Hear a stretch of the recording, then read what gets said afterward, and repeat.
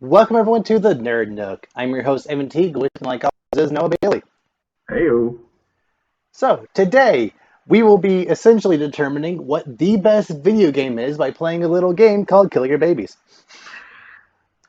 So here's the list of games that will be on the chopping block today: Pokemon Red, Blue, and Yellow, Pokemon Ruby and Sapphire, Pokemon Platinum, Pokemon Mystery Dungeon Explorers of Sky, Super Mario Bros. The original one, Super Mario World, Mario Kart Double Dash, Mario Kart 8, Legend of Zelda: The Wind Waker, Legend of Zelda: Breath of the Wild, Super Metroid, Metroid Fusion, Smash Bros. Melee, Smash Bros. Ultimate, Kid Icarus Uprising, Donkey Kong Country Tropical Freeze, Star Wars Jedi Fallen Order, Star Wars Battlefront 2, Mega The Man OG. Anniversary Collection, Mega Man X Anniversary Collection, Final Fantasy 7, Final Fantasy 8, Kingdom Hearts 2: The Final Mix, Spider-Man for the PS4, Red Dead 2, Doom Eternal, Crash Insane Trilogy, Spyro Reignited Trilogy, Injustice, Batman Arkham City, Marvel vs. Capcom 2, and Sonic Heroes.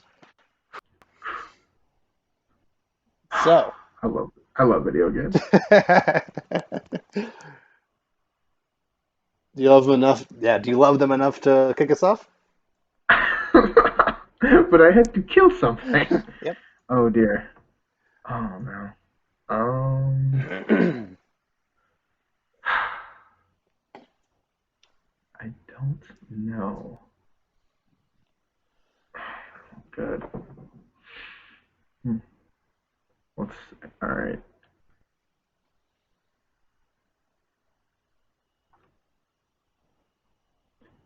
So do you have any games that you like I'm trying to like do this as painlessly as possible because I know what games I love, and I know some that you love. But I don't know all the ones you love. I assume it's all the ones that I don't know automatically. That's pretty much it. I Essentially, know. everything on the right half is mine. Sorry, everything on my left half is mine. Most of the stuff on the right Yeah. half is yours. That's kind of what I'm looking at. It's fine. There's a couple of them left I like too, but oh man, because like I don't know how much you feel about some of these games. I'm like, Hey, oh, hey, hopefully it'll. we have two Hey, saves, I so know, but I don't want to use it on the first one. We just get them out of the yeah. way. Oh my gosh. Um. All right. Well, what are your thoughts on Doom? I love Doom Eternal, but I'd be willing to give it up. That so Let's talk about it. there's there's just something so epic about just like any movie or game or whatever about a guy who his only purpose in life, or like the only purpose as far as a movie or game or whatever goes, is his purpose is to kill things. Like John Wick, like you want to see him kill things. And Doom Eternal is that cranked up to 11, and he's Nice. killing demons. So like there's it's not even like his people. Like you these things deserve to die anyway. So you're just like sure no. And the intro of this game is just like perfectly encapsulates that. Essentially, it starts like a zoomed out version like of the Earth, and like you hear like radio or like news reports of people just like screaming, pleading for help because the world is just invaded by demons, and like the world is screwed, and again then it pans up to like this watchtower type thing, looking over the Earth, and like you hear this voice like talking to the Doomslayer. And like as you just see him just like casually just like pick up his sword, pick up his shotgun, just like load it, pick up his helmet, and then when he picks up his helmet, the main Doom theme plays. And like the main, if you have never heard the main Doom theme, it's called At Doom's Gate. It is just like the embodiment of ripping and tearing, which is like just you hear that game and you're instantly pumped. It is on my running playlist. It is so good. Like he he picks up his helmet, puts it on, like he just like cocks his shotgun, and then the voice like tells him, "To them we will send only you. Rip and tear until it is done." And then you just go to the first level and just shoot stuff, until you win. Like it, it's just so darn satisfying walking into a room of like 15 different just random demons and you having your entire arsenal of like very different kinds of guns and rocket launchers and whatnot and just working your way through it. It is for Doom Eternal specifically, there is a little too much platforming and like a little too much. It might sound weird, but a little too much story for what the game is. For Hmm. Doom 2016, like story, you did not care about the story. In Doom Yeah. 2016, the opening cinematic is you waking up and like killing a couple of demons, and then there's like essentially this this like screen that pops up in front of you, and it's like trying to tell you the backstory of why you're here and what's happening. You can either watch it all, or you can literally like press X, and you'll just like throw the screen across the room and just keep going as if like this guy doesn't. I don't need a backstory. I'm Doom guy. Like, He's like, I get it. I'm here. I shoot stuff. It's great. so in Doom Eternal, there's just a little too much stuff that like if you weren't paying attention or if you didn't read all the codex or whatever, like you might not understand stuff. But like it doesn't really matter because you're just having fun blasting demons. Hmm. So it's a really fun game, especially if you like first person shooters. But I'd be willing to part with it. I just want to say that it's very good. I appreciate your sacrifice. Okay. How strongly do you feel about Red Dead Redemption 2? Honestly, not super strong. I think it's awesome and beautiful, Mm-hmm. but it's kind of one of those games that like it's great, but like I never finished it. There's Okay. just so much going on, Yeah. and you kind of just it's one of those games you kind of put down for a break, and then you kind of just don't pick it back up. Mm-hmm. The And break like, and that's lasts not. forever. Yeah, the break ends up being wow. It's been 2 years already. Like it's kind of just like dang. And not that it's a bad game by any means. In this game, you can tell they put so much work into this game. But also, when you're taking a break, then it takes up 100 gigabytes of space on your PS4, and then you're like, well, I kind of do want to try this other game, and then I'll just put it back on later, and then later ends up being like a year later, and then you don't even remember where you are, so you're like, well, I guess I got to start over, and then there goes 20 hours, and then. Then you get to the point where But you were before, you then take another yeah, break, and then yeah. repeat cycle Uh, basically. But it is a really fun game. I love how like everything like I like the concept that everything you do matters in the game and your honor is constantly changing. mm-hmm. Bounties don't just go away. You can't just walk back into a place you shot up like even if it was 30 hours ago like Yeah. it makes you real it kind of like that we talked about with the good adventure games make you feel like the character and you feel like an outlaw, which is awesome. It's Mm-hmm. Grand Theft Auto in the old west, like it's great. Yeah. But it its best quality, which is how much you can do, is also one of its biggest weaknesses. You get a little overwhelmed by it. Yeah, and also it's just like you don't focus on one thing. You miss out on a lot of stuff. You focus too much on the story. You don't progress in the game. You focus too little on the story. There's so much other stuff you can do. Mm-hmm. It's so easy to get lost. Like if you lose your horse, just forget Oh, about it. Like yeah. you're just like I'll just respawn back at the last save point. Like, I'm not even gonna. Uh-huh. Oh my goodness. And like it gets on, and like every little thing you do gets annoying because like when you see for the third time somebody's stranded for help, and you're just like, dude, I don't care, and then all of a sudden you're like, a terrorist now because you Mm-hmm. didn't help someone on the side of the road, and you're just like, whatever, because half the time it's a trap anyway. It is what it is. Yeah. So you'd be willing to part with it? Yeah, oh yeah, Okay. definitely. Your turn. Okay. How much do you love Injustice? I I like it. Um, Yeah. obviously, love DC characters. I think a a DC hero fighting game kind of, it's not that it doesn't work, but unlike with Marvel vs. Capcom, which is also on this list, Hmm. that game is so exaggerated and so insanely like not, you know, it doesn't take itself very seriously. Injustice takes itself stupidly serious to the point where like they have to have an in-universe reason as to why Joker and Batman don't get instantly killed. They apparently take these little like pills or whatever to give them to give their body like resilience against Superman punches. And I'm like, that's too much. That's Even for a comic book, that's yeah. trying too hard. So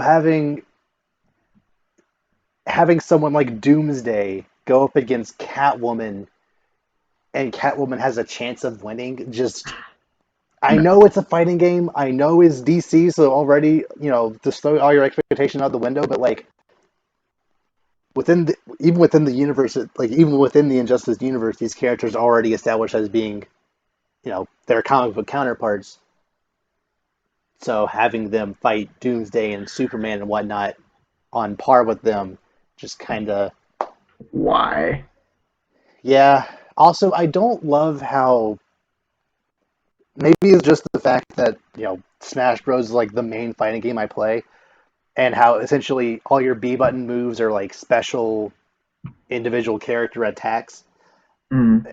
Maybe it's just that, but I feel a little. It feels a little odd that for almost every single character in Injustice, you can't just like press a button and like shoot a fireball or shoot lasers. You have to like do a combo to Hmm. do it. Like you're playing Deathstroke and you're doing a lot of punches and kicks, which is cool and whatnot. But in order to actually shoot a gun or like take up your sword, you have to like do quarter circle back, uh, Hmm. square or whatever, and it's just I don't know. That just kind of doesn't take the fun out of it, but it doesn't really make me feel like I'm doing everything this character is capable of because Hmm. I have to put in these crazy combos just to like even attempt to do something. Right. Yeah. You like things that, yeah, you're very like limited, Mm. kind of, just because, I can't just Superman like laser blast anytime I want. I have to like do this combo where I fly up in the air and all this extra stuff. Yeah. Yeah. Also, I love Batman. He is my favorite, possibly my favorite superhero, period. But this game has such a hard on for Batman. There's like, so I think every single stage, at least most of the stages in this game, has at least two different phases, and you can like start in either one. This game has both Wayne Manor Day and Wayne Manor Night, Hmm. and there's like three different phases for each of them, and then there's like four other different random Batman stages, and then there's like six different Batman characters and a roster of like 20. And I'm like, that's Hmm. and the main character of the story mode is Batman. It's like I get Right. it, but like I like Batman too, but not everything has to be Batman, especially when there's so many other characters that are either added as DLC, like Martian freaking Manhunter, one of the founding members of the Justice League, DLC, or just not in the game. Yeah. Yeah, they're Like we doing didn't a we didn't lot. need Nightwing and Batman and like it just I don't know and Catwoman Just and doing Joker and Harley. It was too much. doing a lot. And the thing too, like, and I know, and that, like you said, like pretty much unanimously, unless you're like a really, unless you're like really into DC Comics, most people would say their favorite DC hero is Batman by a good margin. Mm-hmm. Which, and that's fair because it's Batman. But Yeah. at the same time, it's like, bro, like, it's supposed to be about everyone. I think that's kind of the point they were missing. It kind of made it very Batman and Superman based, and Mm-hmm. kind of everyone else was kind of just thrown to the side. Yeah. And another minor issue I have with it, especially with the sequel, which I think is a better game, but it kind of loses a bit of the like inventiveness that the first one did. The first one, almost every single person's super moves were very creative and very personalized, whereas Mm-hmm. for the sequel, it was just like I'm just gonna punch you a lot. Or Wonder Woman is I'm gonna punch you in the sky and then hit you with a bunch of things, and then that's like I don't know. It was just a little much. The sequel, the story is honestly even more serious. Yet all of the DLC characters, at least most of them, were just like random other like either uh other like random other comic like TMNT or uh Hellboy or other Mortal Kombat characters that just kind of Mm-hmm. show up. Are there? And that worked for Mortal Kombat because you're not supposed to take the Mortal Kombat serious. You're not supposed to take the Mortal Kombat series serious anyway. There But it is. because the DC universe is so grounded and like everything, they have crossovers and stuff obviously in the comics, but like those aren't canon and they're not Right. supposed to be taken seriously. Yet this game is taking itself very seriously, but then these other characters just come in out of nowhere. It's just a little. It seems a little confused as to what exactly it wants to be. When if they had just focused on what it should be, it could have been a much stronger game. Hmm.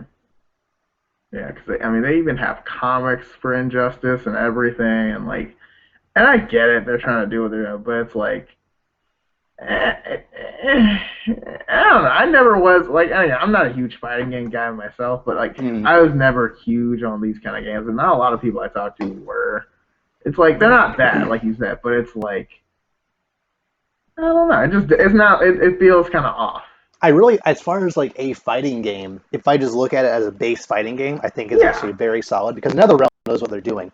But as a superhero, DC hero Batman game, or whatever, it's a Batman game, as a superhero game, it's it could be better. Yeah. yeah.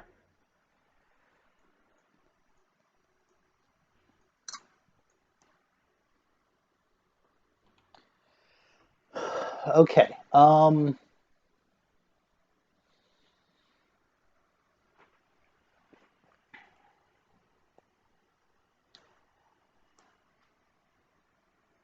I am gonna no.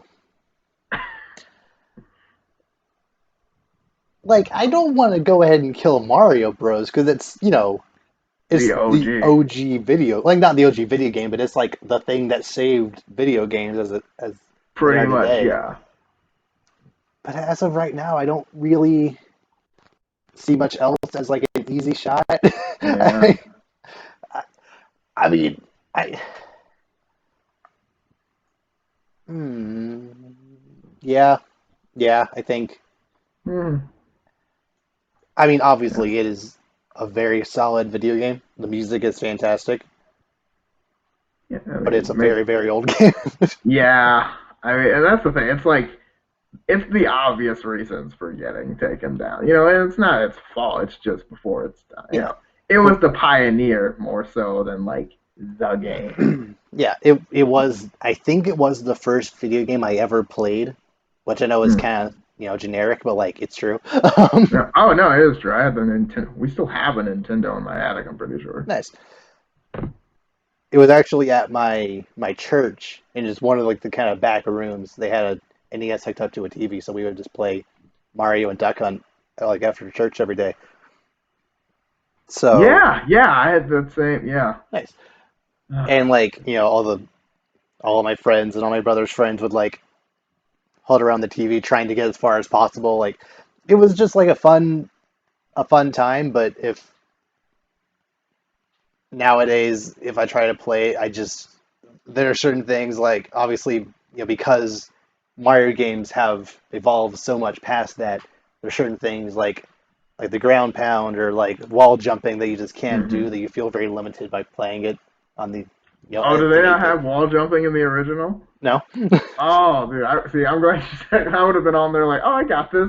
Wait, I can't. Nope. And there Nope. goes my life. That wasn't a thing until I think that wasn't a thing until Mario 64. Really? Okay. Yeah.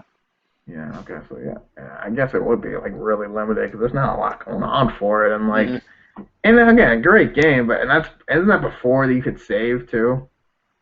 Yeah. The Yeah. So, first, not the, I don't know if it was the very first, but one of the first console games that let you save was the first Legend of Zelda. mm, Um, as far as, actually, that might have been like the first one, as far as like console games go, that allowed you to actually save probably. onto the cartridge.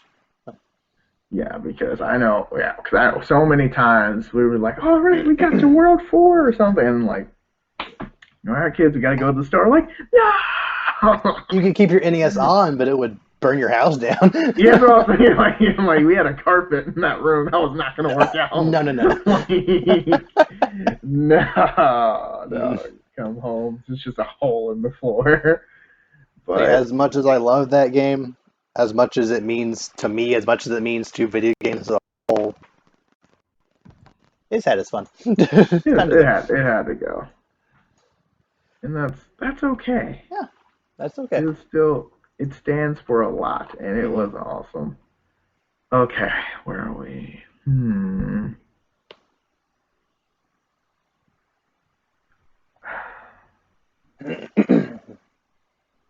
I'm gonna do the Mega Man X games. I Okay. like those games, but I I mostly remember those games as my brother playing and me kind of watching, Mm, honestly, mm, because they're fun. But also, I feel like I kind of like the Mega Man games better, just the original ones, and mm. also just kind of it kind of just felt like it was trying too hard to be like serious, I guess. Trying too hard to Like, be cool.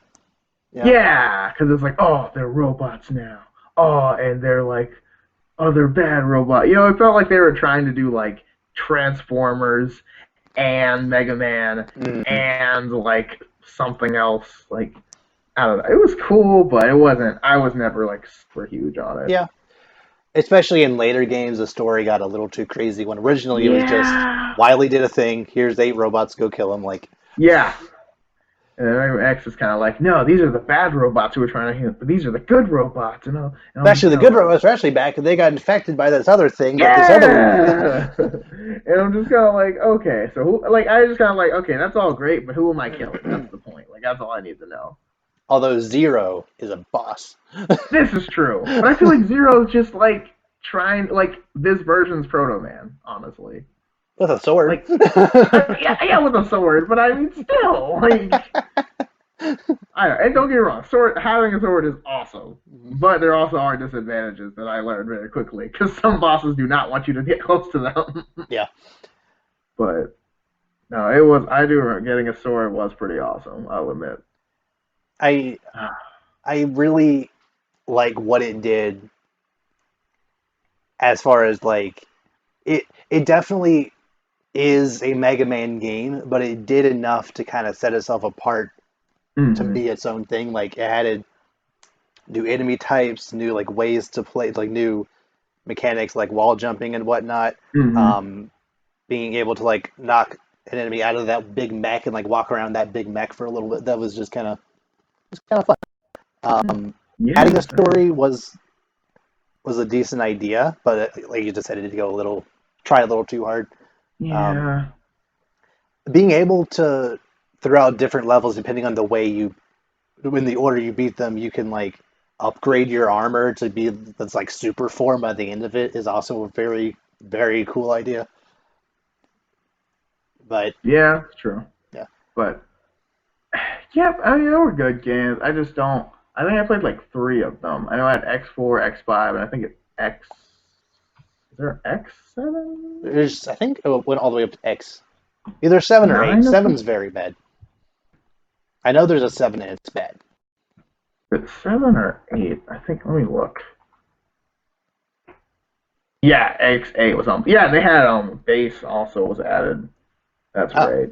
okay. Hmm. There's another, yeah, which he was kind of like Mega Man, but or is that base or somebody else? What Axel? is that guy's name? I think Something like Axel? Yeah. that. There was just a different character. He looked kind of like a mixture between Mega Man and Zero, but he Yeah. had a gun still, which I don't Because I know remember. But Base was randomly added to like a Mega Man 7 or 8 in the original, and then they're like, well, we got to add a new random character to the X series to right, parallel that, but they made a worse character. They added yeah, voice acting too, and it Axel. just Yeah, didn't. you were right. Yeah. Mm, yeah. Yeah. I remember I had an action figure for him. I remember, Hmm. and I was like, "Who is It's that?" cool design, but it's, not necessary. Yeah, We just want to gotta play do as Mega more than Man. that. Yeah.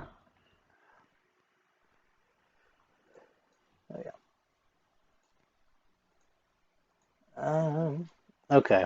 Um, Which do you like better, FF7 or FF8? Personally, Yeah. I think 7, but I mean at the same time, my brother like loves both of these games. I think he does like 7 more, but he also really likes 8. But I Mm, think just because 7 has like Cloud and is like, I think that's my brother's like favorite game like ever. yeah, yeah. Even though he's still like, no, the remake. It's not the It's same. different. It's not the same. I'm like, well, yeah, but it's also been like 20 years. Like, it's not gonna be exactly the same. Like, what did you expect? It But is a little then crazy again, just how different they like tried to make it by like incorporating Sephiroth in places where you're not supposed to be yet, and like weird things to mm-hmm. like. It's there's a whole Square Enix craziness that just because FF7 already had the craziest story. Like I heard one person try to explain the story. Essentially, the way they explained it. So imagine the entirety of the Kingdom Hearts saga, that entire crazy story, but in just one game. Yeah,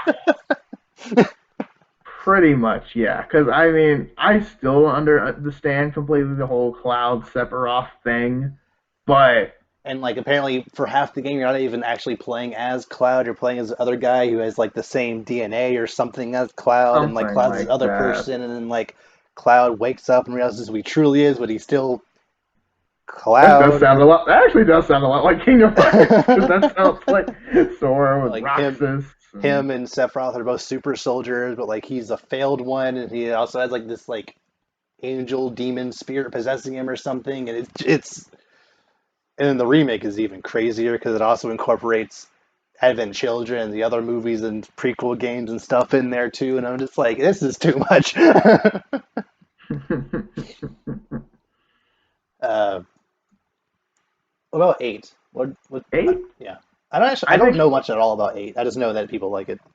eight's good. It has, well, not Leon, but Squall, as he's called in that game, is the main character. He's a good character. I think 8 overall. I'm not sure what people like more. I think 7 or 8, but I think eight's like the second best Final Fantasy game according to Hmm, the consensus, I believe. But again, I'm not like, that's more my brother's knowledge than mine. okay. But as far as it goes, I feel like it's still a really good game. That one has like Squall and Cipher. Those Hmm, are the guys. Those are like the main like rivals, I guess.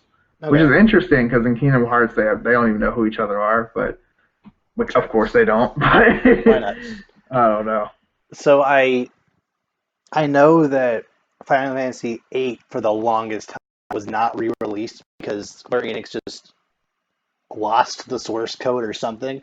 They Mm-hmm. released 7 and 9 on every system ever, but 8 took forever for them to like retroactively remake it somehow. I don't.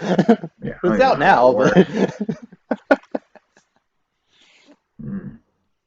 so the fact that so many people were clamoring for it for years, and Square Enix actually managed to take time and resources to essentially remake a PS2 game or PS1, yeah, remake a PS1 Yeah, game says something about the quality of this game. So yeah, and that that's being, what I. yeah, Go ahead, sorry. yeah, No, and I like that trend. They're just I mean, we've got a couple of games I hear that are remakes too, and like I like when they do that. I've been saying that idea for a while. Like why don't they just take these games that are amazing on PlayStation One, PlayStation Two, and then just bring them up to snuff. And like I hmm feel they should keep doing that. I feel like yeah. they could make a Batman Arkham PS5 version if they wanted, but like maybe not. I don't know. Maybe it hasn't been long enough, but I mean, they did remaster Arkham One and yeah, Two for the PS4 and the Unreal this Engine. is It was kind of, this is true. yeah. Actually But wasn't received super well. Like the lighting is actually worse in some places. yeah, I kind of noticed that. And like some of the things are kind of more clunky, especially in the first game. I Mm. noticed because playing the first game again, I was like, this was not this like because Batman feels like super like no, no. And I'm like, Uh, okay, you're Batman. And then when you put in Arkham Knight, you like do a double backflip across the room that's more just by like it. pressing square. You're like, okay. So it does. I love how just how liberal the the like lock on feature is. You're punching one guy, then all of a sudden you're just zoom the other side of the room, start punching him, zoom, you just flip, Yeah, like zoom. perfect, doesn't miss a beat, perfect hit across the room again. Like, it's so satisfying, but like it's so funny because my brother's always watching me. He's like, dude, that looks so difficult. I'm like, I'm pressing literally 2 buttons the whole time. There is nothing else going on. Block and punch. You're Yeah, that's all you need. Occasionally, maybe like the dodge button, but like only if he's got a knife, really. Which I always found it weird that like someone with a knife, Batman was just like, I have to do a certain way to do that. I'm like, can't you just punch him? Like, take it from him, yeah, I like that. Like I know there's a thing no, that, okay.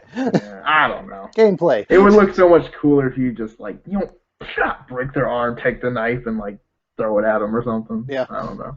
But not lethally. But anyway, not lethally, but no, of course not. Only break their neck and drop them off a cliff. Just which and then I think was it Arkham Origins or Arkham City that had Pig? Remember that weird like pig serial killer Arkham guy? Knight. Yeah. Yeah, Professor the boss Pig, fight for that, he throws like cleaver knives at you, and then you throw them back, and they always hit him like with the butt of the hilt. Yeah. Like, how does he know? How does Batman know exactly how to throw it where it won't just get him in the head? Like, do you really want me to say? Because he's Batman. I know. How could he possibly?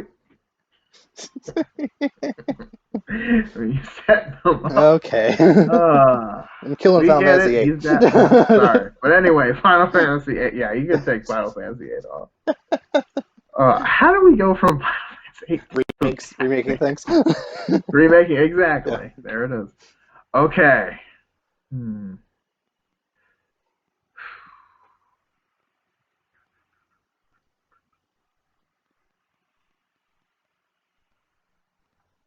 Double Dash? Question mark? I never actually played it, so it's your call. Okay, yeah, I'll take it off. Great game. I enjoy it. I even played it like kind of recently. It's still pretty good. It is weird playing it after playing like the newer ones, but I think that's just kind of games in general. Yeah. But like, but it's still fun. I really like it's a very good like multiple people you're playing with game, but if by yourself it's not really that fun. It doesn't really matter. Yeah. But okay. I know so many people online just swear by Double Dash, and they want every single new Mario Kart game to be just like Double Dash, similarly to like Melee and whatnot. Like if it doesn't have the double person per cart mechanic, I'm not getting it, and then they get it anyway because it's Mario Kart. Yeah, you're just not gonna have Mario Kart. Like, how do you even have a Switch and not have Mario Kart? Like it's a requirement. Like I didn't have Mario Kart 8 for the longest time because I had it on Wii U and I had like 200 hours into it. I just didn't need to play any more of it. Right. But the universe was like, no, you're getting Mario Kart, and like I had this free contest, like this like holiday giveaway from Nintendo, and I got Mario Kart. I was like, okay. All right, well, hey, at least you needed it. I mean, technically, you didn't have it, so I have this now. Well, yeah, it's just one of those like it's just one of those. It's like if you have a Switch, it's just assumed you have Smash and Mario Kart just automatically. Like if you don't, you should have Breath of the Wild, Mario Odyssey. Like there are certain games you should. Apparently, Animal Crossing is that game now too. Yeah, at this point, yes. 20 million copies in like a month. Like, okay, calm down. I mean, what else is there to do? Rant about video games on the internet for 3 hours apparently. Yeah, that's an us thing. You can't have 20 million people doing that. That's reviews, man. Like, but no, I mean, yeah, but it's a good game. I personally grew up a lot with the Wii version, which a lot of people don't like that version. I've played some. I don't like the fact that you cannot play with a controller. I don't think you could play with like an actual controller, right? I don't think so. My brother tried, but I think you could. It was just really difficult. Okay. Because like, drifting doesn't even make sense in that game. Yeah, like Mario Kart makes complete sense to try to shoehorn in, Wii motion controls and stuff, and like, shake it to jump and stuff. I get it. But Mario Kart 8 and other Mario Kart games before and after just feel better to play. Yeah. Of course, the one I'm best at, everyone's like, "Oh, I don't want to play that one." I'm like, "Oh, okay, it's fine." And then the other ones, I'm like, terrible. Mhm. But that's a me problem. I But will no. say for Mario Kart Double Dash, whenever they reintroduce a Double Dash track into a more recent Mario Mm-hmm. Kart game, those are usually my favorite tracks in that, like as far as like the like retro courses go, like those are usually my favorite. Mm-hmm. So Good I don't know if call. I'm necessarily like actually playing it, but as far as like in more recent games, I like the tracks. So Yeah. maybe they should at least have an option later, somewhere down the line, to have in like Mario Kart 9 to have a double dash mode, just so people shut up. But they don't need to make Double Dash 2. It's just not No, necessary. but they could just like, yeah, but they could have. I think they should have the option for double dash because I mean, there's no reason not Yeah. to. Like, it's one thing for Sakurai to just not want to make Smash Melee again or not want to make a Smash Melee mode, because in his mind, Melee isn't what Smash should be. And I kind of Right. agree. I love Melee, but it's Melee, the Melee community and just kind of the what Melee has become is just not what his vision was originally supposed to be. So not giving into that makes sense, but they have no reason not to have a double dash mode in Mario Kart 9. Right. Because like everyone wants it, and it makes the experience more fun, in my opinion. Yeah. Okay. Um, have you played any Legend of Zelda games aside from a little bit of Breath of the Wild? No. Okay. Um, I, so the two on here, Wind Waker and Breath of the Wild, are my two personal favorite Zelda games. Granted, I Mm. haven't played Ocarina of Time. I haven't played Majora's Mask or Skyward Sword. Or honestly, I played a little bit of A Link to the Past and Link's Awakening. I like them a lot, but these are my two personal favorites. Wind Waker, again, I really like it, but you ever just play a game and like you're really liking it, and then you get to a point, and after that point, you're just like, I, the thing they're asking me to do is so excruciatingly hard and or boring. I just cannot play this game anymore. Yes. Even so, in Wind Waker for the GameCube, in order to get to the final boss, you have to collect. I think it was like 10 different Triforce shards, or nine. It was like some ridiculously high amount of shards in order to form the Triforce, so that you can then actually get to the the boss. In Wind Waker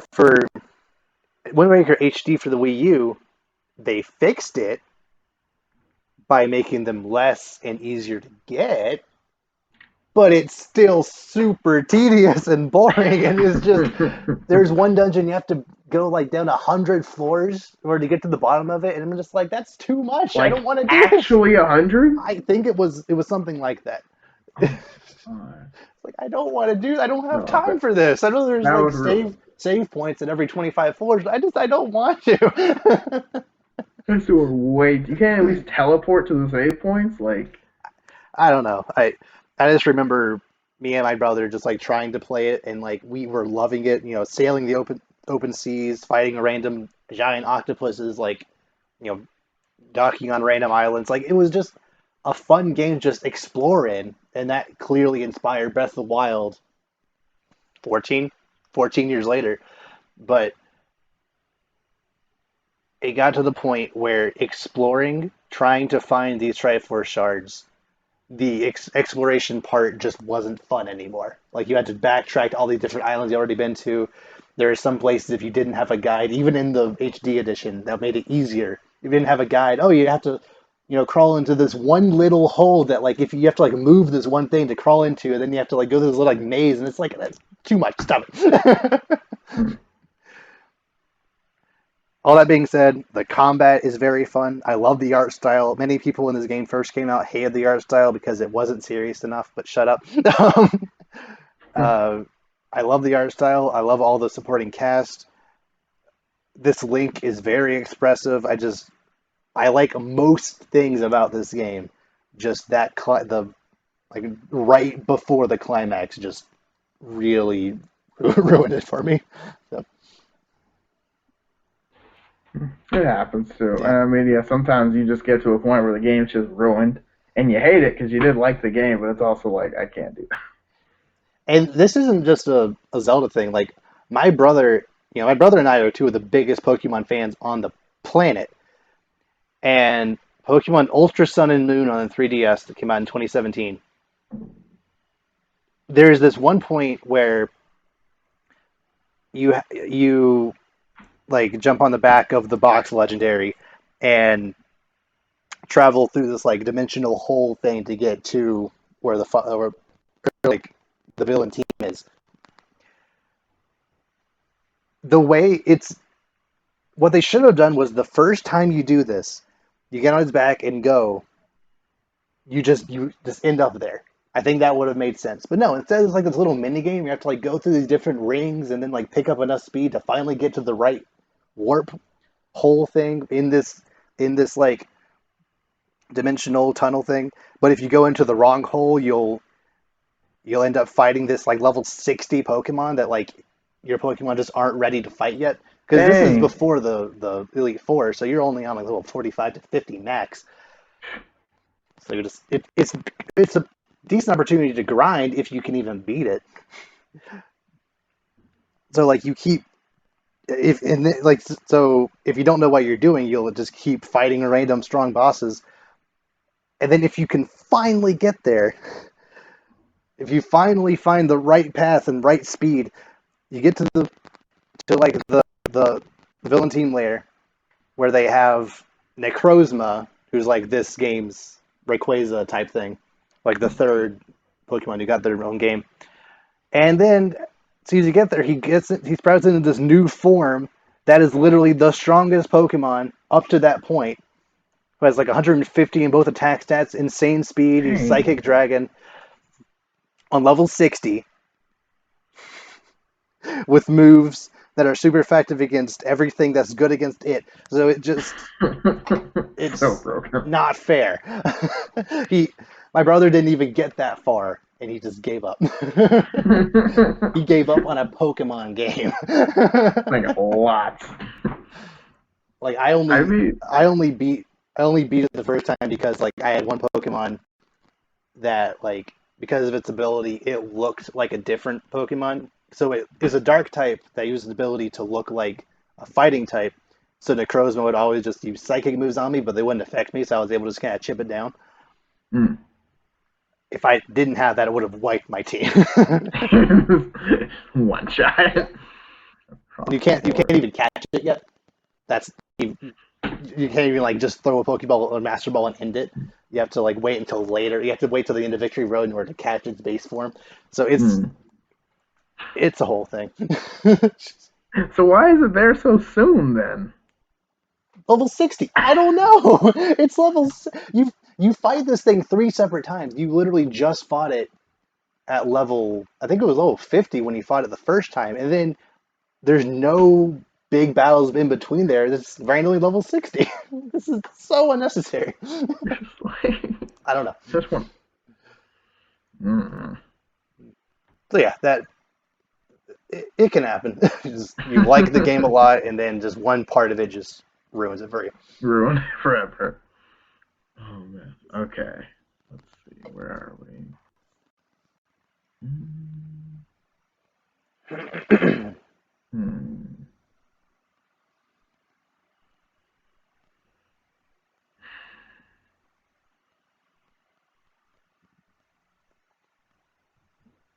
Hmm. Mega Man again? Oh, okay. Yeah. I don't know. I like Mega Man, but I've never like loved that. I mean, honestly, I like the Game Boy Advance one's the best anyway. So Mm. Okay. That's just a me thing. I'm sure a lot of other people are like, dude, what are you talking about? But yeah, I was never huge on it. They're good games, and I do like, I like the whole, you beat this boss, now you have this weapon thing, and Mm, then some weapons are super effective against other weapons or whatever, and that's great, but never been my personal thing. okay. I've played. I think I've played 2 and 3 and 11. Um, they're good. They're very simple, and I think one is the hardest, but after that they get a little bit easier each time, which I think is fine because NES games are notorious for being hard anyway. But like, yeah, they're fun. Just as far as kind of similar to Mario, as far as today's standards go, there's better games out there, and that's okay. Mm-hmm. Hmm.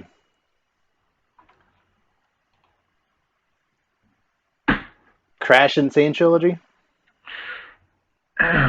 Yeah, that's okay. I won't. It's okay. That's okay. I won't say it. Yeah, Okay. I love me some crash. I love me some crash games. I do, but man, yeah, because like they're really good games. I do think it is kind of that is the kind of game like it's almost too hard Mm. because the originals are already hard, and then like the creators came out and said the insane remaster is like even harder just Why? because I don't know. I guess because they assume since we're older we're just better, but Hmm. really the game's just that hard. Yeah.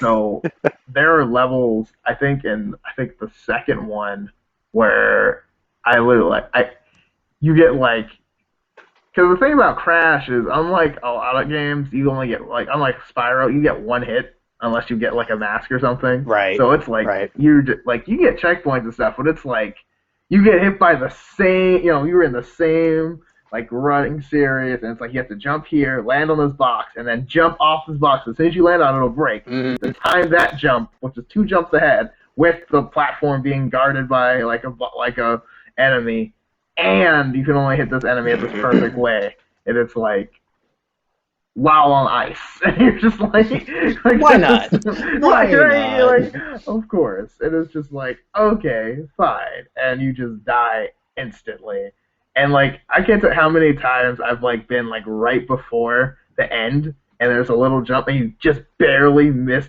time the jump, you just Hmm. lose everything, and you just Just rage give up. quit. Just give up. I've rage quit a couple times on that. I'm not gonna lie. I can't Uh-huh. how many times I'm like, okay, I finally beat the no. Oh my. You don't have that thought until you actually get to the Exactly. end. And see, that's my mistake. That was on me. But I know that now, Hmm. and yet here we are. But no, excellent game. I think the Crash games are very good. A little underrated in my book, but very good games. I love them. I think now's a good Okay. time to go ahead and say if there's not a game on here, we probably just haven't played it, or that, or we either don't like it as much as you do, or we just haven't played it, We and haven't that's played okay. it. Yeah. Yeah, like Oh Metal yeah. Gear, that franchise is amazing. We haven't played it. Fallout, Nope. Dark Souls, whatever. Just haven't don't have much experience with Okay. them. Yeah, it's like, look, I mean, we play video games. We don't play every video game. Yeah, I the don't. games are expensive. Yes, yes, they are. Because some games like, oh, you didn't buy this console for this one specific game, and I'm like, no, I didn't, because I'm a regular human with a Uh, job. like, I'm Only not one of buying them. an Xbox just to play Halo. Sorry, not doing it. No, not doing it. Not doing it. PlayStation for the win. Oh man. Okay. Um. Hmm.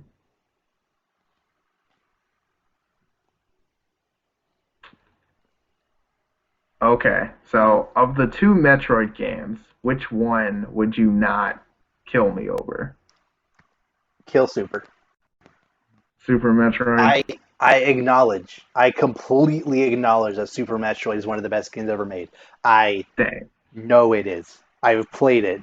I got stuck. But you know what? Before that point, I really liked it. I acknowledge just how tight the controls are, just how good the enemy designs are, just how solid the progression is. But there's just something special about Metroid Fusion. The the only criticism I've ever really heard about Metroid Fusion is about how linear it is, but that was the thing that actually got me kind of stuck in Super Metroid because essentially like Metroid is notorious for like having these random doors that if you don't have the right kind of missile or right kind of blaster you can't get through it. Hmm. Like a green door, you have to have this kind of missile. Red door, this kind of missile. So there's just those everywhere in Super Metroid. And for certain things, it's not like you beat a boss and you get that missile. You have to like do this like special kind of run, super jump up in order to actually get these like one kind of missile. And it was just a little too tedious for me personally. It was just a little too limiting seeing everywhere you could go, and it wasn't interesting where like, oh, I'm gonna go there later. It was just like I be I don't know.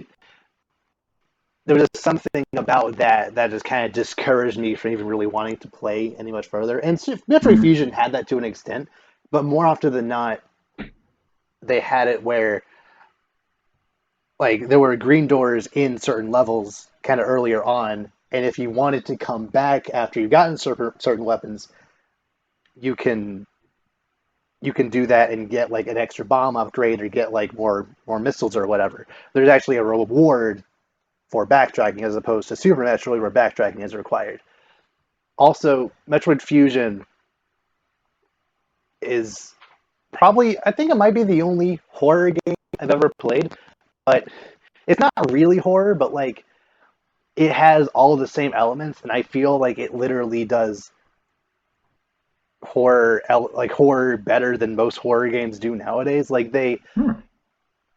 the main story of Fusion is Samus was on this alien planet and like this what are they called SAX gene like weird like parasite thing like attached to her body armor and like almost killed her, but she was fine and she part of her DNA was like fused with this X gene whatever.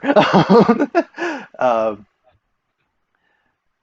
So like that's why in this game, every single Metro game, there's like a reason why she has to go and get all her armor back. Either she's hit really hard, like she's stranded somewhere. So she's on. So like she came back into this like space station, not knowing that she was infected, not knowing that her armor was infected. So like kind of through the first couple levels, you kind of notice that something's not quite right, and then you start seeing all the wildlife that was on the space station, all the people that are on it start getting gradually infected by these parasites. So like those are the enemies you're fighting throughout the game. And then at one point you're going down to a bottom to like a lower level. And unlike every other time you go down an elevator where there's like a cutscene of your face like going down it, you go down it and then out from the wall right above the elevator, like it explodes and out walks your power suit and it's like what? And it zooms in, and like inside the mask is just like these green eyes, and it's like, oh, your suit's infected, and that's the suit that's gonna be better than you ever will be at the end of your game is the main villain of this game. Great, and periodically throughout the game, like you're just minding your business, like you beat a boss, or you're just like going through a level, and you just like hear footsteps. You just hear just like a That's random creepy. like sounds or just like just things that you know like that those footsteps are are the SAX. That's what they call the suit. And the first time it happens, you're just walking and you hear it, you don't know what it is, and then it like, shows up behind you and it insta kills you. If it shoots you once or twice, it instantly kills you. So you literally have to just book it and hope that like you get to a spot where it can't get you. Here we go. And like some of the bosses in these games are some of the creepiest that have ever been in any Metroid game. Uh, Ridley in this game is like this weird. Cause I is it this game? I think it's this game where like early on you see like a frozen statue of Ridley, and then when you get to that same room again, it's gone. So at the Whoa. very end, like the second to last boss of the game is like you see like a mangled corpse of Ridley like on the ground, and then like one of the giant SAX genes like parasite things like goes into his body, and it just shrieks like nothing you've ever heard before. Oh my god. And it's like Ridley, but all like gooey and like purple. Like it's Hmm. disgusting. And like as you shoot it, as you deal more damage, it starts changing color and gets even more drippy. And then for every single boss after you beat them, they disappear, and then like a giant parasite orb comes out of it, and that's like a second phase of the boss fight. Same thing with Ridley, and then so you beat Ridley, but then at the end of the game, you just kind of realize, okay, this place is screwed. I am as strong as I could possibly be, but there's nothing I can do. So part of the reason why this gene is even this like parasite's even as dangerous as it is because the Metroids are their natural enemy, No. and because you spend the last three games, Metroid One, Two, and Super Metroid, exterminating the last remaining, Metroid species. You killed Mother Brain in the last game, who was like the head of the Metroids. There's nothing. There's there's you blew up the planet that the parasites are from. Like this is the last remnant of these parasites. That if you don't kill them right now, Screwed. nothing. The whole universe could be screwed. So it was like, well, I guess I gotta just nuke it all. So, so like you're in this one command area, and like you see, okay, here's the. If I get to this room, I can hit the nuke button. So you're running. You're like, this is one area where you're actually like backtracking through areas you've been before, and like you're almost there. You get to the door that leads into the main room, like the final room, and like it closes on you. And then all of a sudden you're getting blasts from behind with the SX, and you're like, oh crap! And like you're like trying freeze bombs, like freeze missiles, like the giant detonation bombs, like you're trying everything you can. Like eventually you take down your suit, but then it grows into this big, creepy, like Samus looking monster thing. Because why not? And it's like jumping around and just Oh like god. just so creepy. And then after you Just kill die that, already. then it turns into an even bigger like parasite orb, and then you have to fight that. God. So you finally take down all three phases of this already ridiculously hard boss. And if you hadn't picked up all of the energy containers up to that point, you just won't have enough HP to take care of it unless you just do a flawless run. So finally, you get you get to the main the main control room. You hit the nuke button. You're running back to your ship. You're running through like every area you've been to before. Finally, you get back to your ship, and like you're almost to your ship, and then like a Metroid Queen jumps out of nowhere. And you're like, what? There's more. Why is this here? I think at the very like towards the beginning of the game, there was like an egg that could potentially become a Metroid, and at some point throughout the game, it was like revealed that it escaped or something. And then all of a sudden, at the very end of the game, oh, this is here. Okay, so No so like way. you're shooting it, and like it hits you once, and you die, and then like what remains of the parasite that was the SAX comes and like starts shooting it because again the Metroid and the parasite are enemies. So it's shooting it, and then it kills the Metroid kills the SAX too, and then you get your power suit back finally.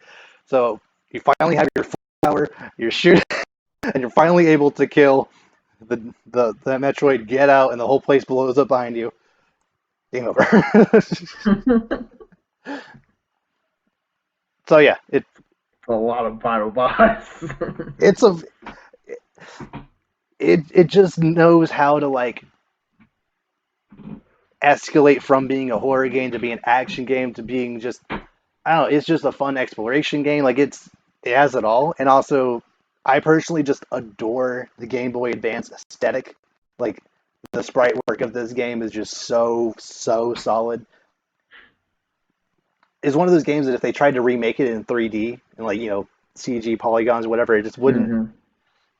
look the same. I'm sure they could do it fine, but there's something about the original sprite work that just makes it all come together. And Super Hmm. Metroid is good, but it doesn't have the same appeal to me personally. So all that being said, I'm okay with Super Metroid dying.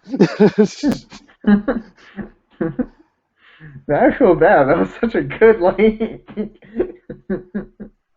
Oh, sorry. I haven't killed Fusion yet, so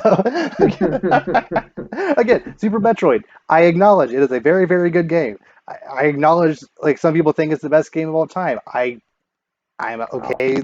You have that opinion, but as far as me personally, also Super Metroid was like the second ever Game Boy game I played that wasn't a Pokemon game, so I have just a lot of attachment to that game specifically. And it's just a very solid comfort game for me, even though it is kind of creepy. So hmm. okay, Creepy and comfortable in a creepy way. yeah, Cool. okay. So um,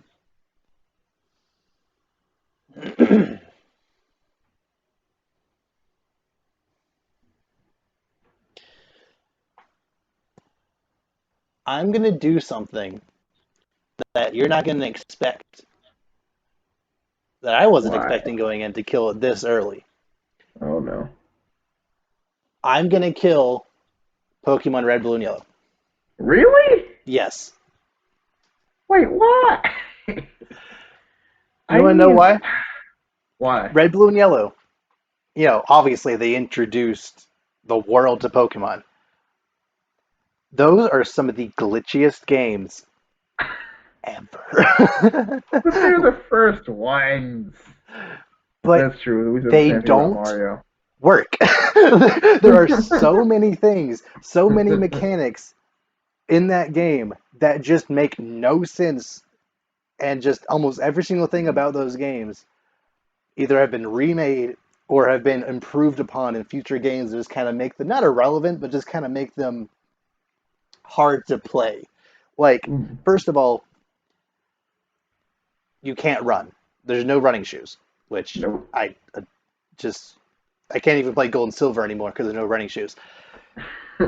Second, there are several moves that, even though they feel like they should be, uh, a different type, they're just normal type. Like Karate Chop. Karate Chop is a normal attack. Gust is a normal attack.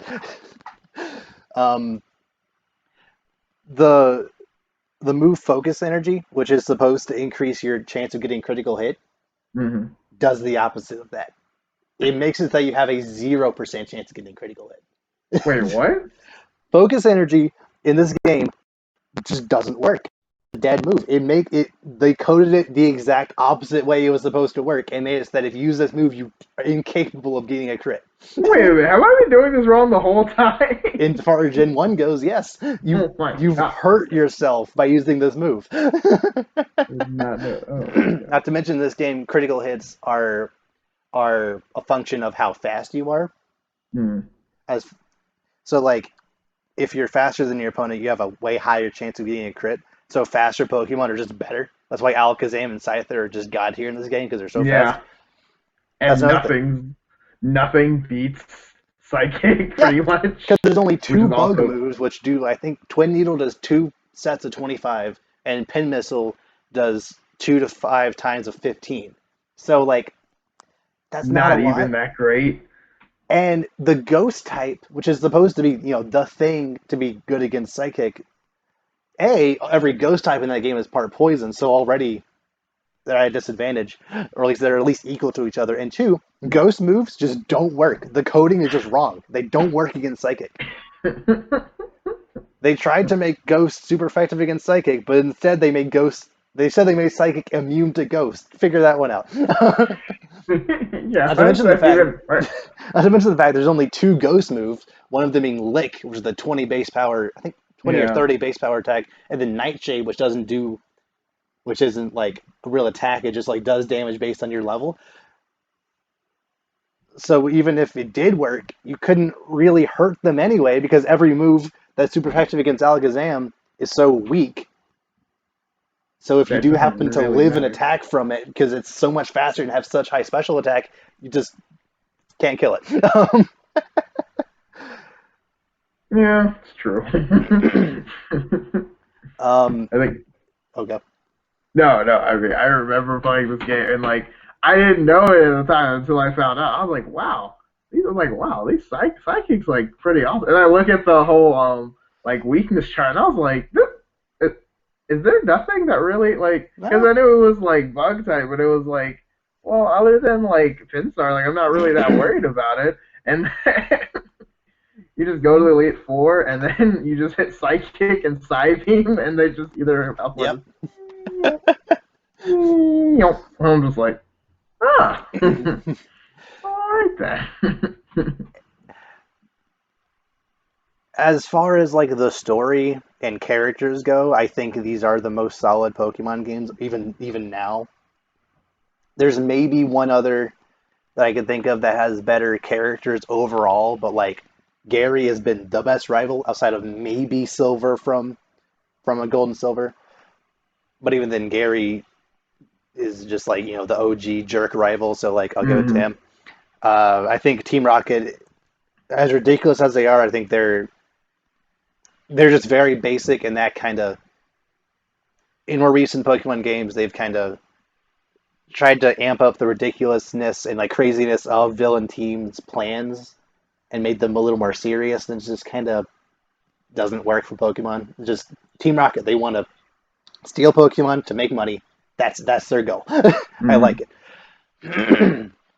Obviously, Gary being the champion at the end is like a huge twist, and I like that.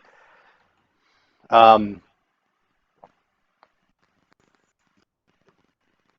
but yeah, essentially everything that I could praise about these games have either been remade twice, honestly, with Leaf Green Fire Red and then Let's Go Pikachu and Eevee, or have been improved Yeah. upon in future games.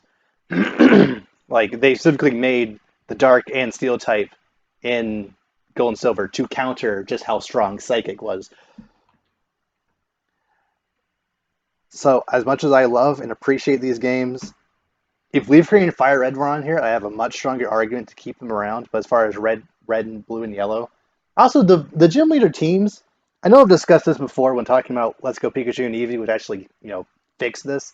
The gym leader teams in these games are just so uncreative. Like why does Koga have coughing, wheezing muck? Like there are so many other poison types, but he has Mm-hmm. three of the same line. Like okay, whatever.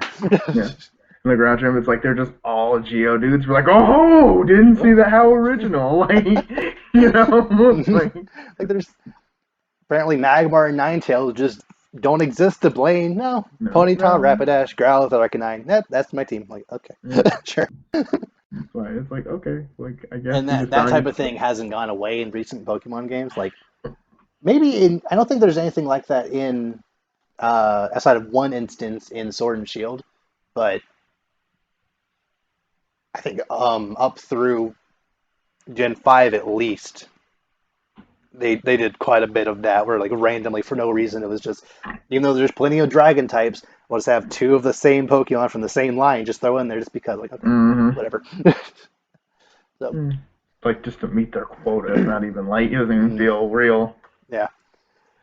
So yeah, Uh, I love them. I appreciate them for what they did, but However, there have been better Pokemon games that come out since and ones that actually work.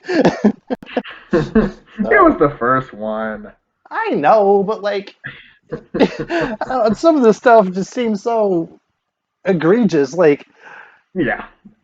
did they not consider the fact that in in Red, Blue, and Yellow, uh, one hit KO moves like Horn Drill and Fissure are do damage based on speed, not level. So if you're faster than your opponent, you just kill them. Mm. Meaning that in Giovanni's gym, the Rhydon will try to use Horn Drill on you, but it's going to be slower than you because the Rhydon. So it just will never work because it only is coded to essentially only ever use Horn Drill, but it just will never work. Whereas his Hmm. Dugtrio is probably going to be always faster than you because it's a Dugtrio and it will always hit with Fissure. So there's a weird Figure it out. dichotomy there. Also, another weird thing with Gen 1 AI is that they're always coded to use moves they think is super effective against you. So if you have a poison type and you're fighting a Pokemon, let's say Lorelei's Dugong, even though it has other moves, it'll always use Rest because it's Psychic attack. It won't do any damage to you, but because it thinks Psychic is super effective against Poison, it'll always use Rest and just waste your time. Really? Yep. Maybe this is worse than I. There's a way to completely lock your game by having a Pokemon use the move Rage, which attacks over and over and over again. Like you don't even like select it over; it just attacks over and over and over again until either the opponent dies or you die. So if Lorelei just keeps using Rest over and over and over again, and you have a fighting or poison type as Rage, and then you hit Rage, it's an endless battle you can't get out of.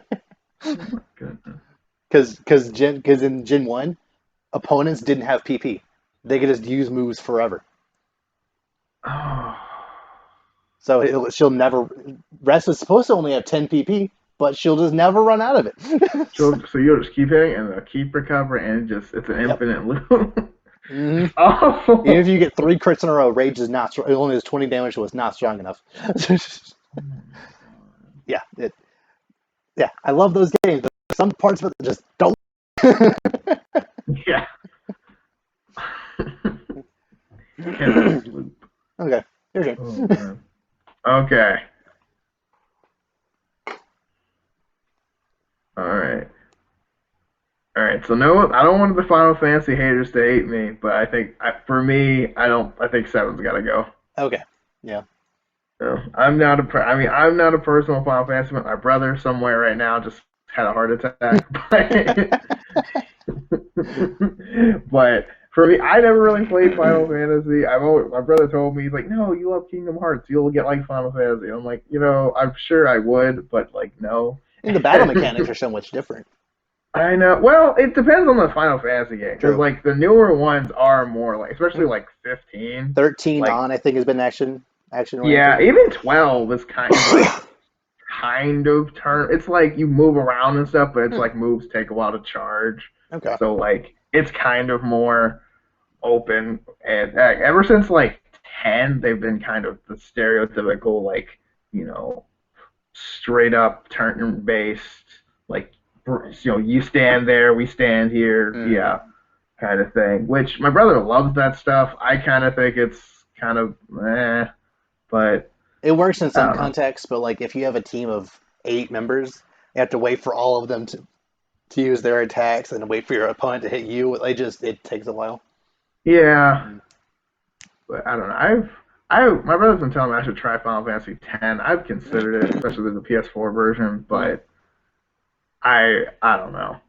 Yeah, Cause it's I'm just sure like you would Pokemon like with it. I mean, more you like hits. Kingdom Hearts, so like as far That's as the true. story goes, they're fairly similar. Right. And like and when you think of it, it's kind of like Pokemon, just like on a different level, kind of in terms of like, well, you don't collect anything, but Mm. I guess in terms of battling, I guess kind of because you have limited time. It's an Well, that's RPG. not Yeah, even right. yeah. It's kind of. I don't know. I'm just saying things, but but yeah, seven good game, but just personally not one of my favorite games, mainly because I haven't really played it. Yeah.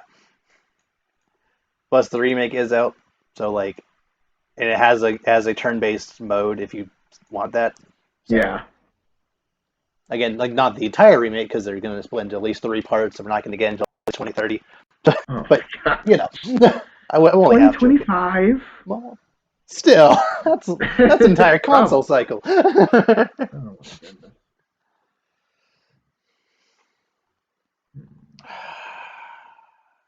Oh no. Okay.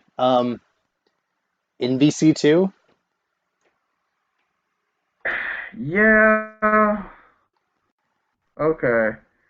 Okay. for Yeah. the record, I've Again, I've never got to keep. actually played NVC2. I've played the demo of NVC2 to death on Oh, the really? PS3. One of my friends had it on the PS3. He had the demo.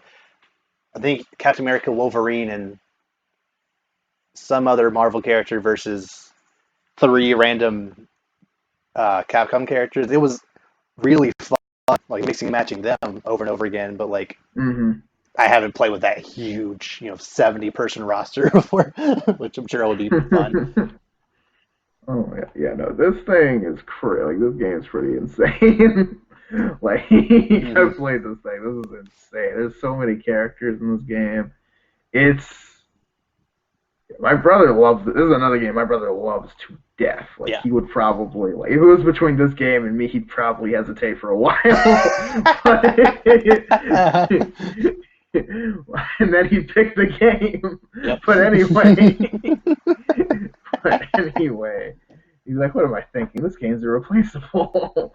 And then, but no, really good game. I've never been a huge fighting game person myself, but this is a really fun. Even for me, this is a fun fighting game Mm. because I can just pick Spider-Man and a bunch of players and just go for it. Yeah. But it's a lot of fun. And my brother really likes Street Fighter. I've never been huge on it. I'm more of a Tekken guy myself, but like this game is just it's so like insane. You can do so much with this game. Like Hmm. it's crazy. There's like all this. I think it's triple tag team in this Yeah, game. I'm it's pretty up sure to it's like three. Yeah. yeah, like triple super moves, all this stuff. Like Yeah. anything's possible in this game. It's Mm. great. I literally think it's awesome. It looks, and I like how the characters look very comic booky for the Marvel superhero, and like it's pretty awesome. Mm. Touching on Street Fighter for just a second, Hmm. I've only ever played 5 rounds of Street Fighter, and that was Street Fighter 5. Hmm. Freshman year of college, someone on my hall just like on a whim wanted to play a new video game that they can play with other people, so they got Street Fighter 5. And I had played a little bit of Injustice at that point, so I kind of knew generally how like combos and stuff worked. So we were playing, and I only, I think I only played 4 or 5 rounds, and I just barely won every single one. Hmm. And then I stopped playing forever. Retire on top. Yep. And then the next day, I saw, I saw like the two guys that live in that room like go to the elevator like holding the GameStop bag that it was in, and like context clues. I was like, "Why are you returning that because you're a bad Ed?" And you're like, "Yeah." And they came back with like UFC something, which is actually also pretty fun. Like, apparently, I beat them so badly they gave up. Like, yes. You will never rise from the ashes of your humiliation. Well, that was fun. Yeah. Nicely done. That's a good story to tell. You're so good at Street Fighter, you made two people quit from a certain point of view. Very nice. Um, I don't think I'd be that good as in VC, but maybe I would be if I actually had the entire roster. I don't know. That's true. Give it a while, figure it out. You'll be all right. Yeah, Oh man. your turn. Okay. Oh man. So many choices. Hmm. Melee? Already. Oh, I dang it. know, but like, okay, hear me out. Go. On the Smash game, Oh, don't get me wrong. If it was between Melee or Ultimate, I would destroy every other Smash game in history if I could just have Ultimate. that's Like, what I'm saying, and I feel like it's like because there's two, and I'm not saying like I'm not like giving it less points because there's more of them, but it's kind of like it's like no having Ultimate just makes the other games feel not as great to me at least. yeah, I will say it's very annoying that Ultimate doesn't have Target Smash. I don't Yeah, I that is don't require them to have it like in Melee where they had 26, I think it was 26 unique target smash maps, one for every single character. So like if you mm-hmm. pick Ganondorf, he had his own. If you had Jigglypuff, she would have one where she basically had to fly around the map the whole time, which is pretty cool. And then in Brawl they had like I think it was 5 just kind of standard target smash maps that every character could play, and I think they should have kept something similar for that for Mm-hmm. Smash Ultimate. They just kind of didn't. At least they brought back home run contest. Yeah. So, um, so that's like the only thing I would have a problem with as far as getting rid of any other Smash game. But I don't need to play Target Smash when online and Ultimate or just the story mode or whatever is just so good.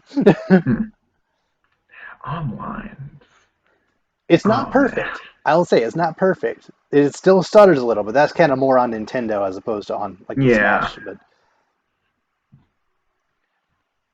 like playing doubles online against just random people is just it's just so much fun with all these 80 plus characters. Like you can't go wrong.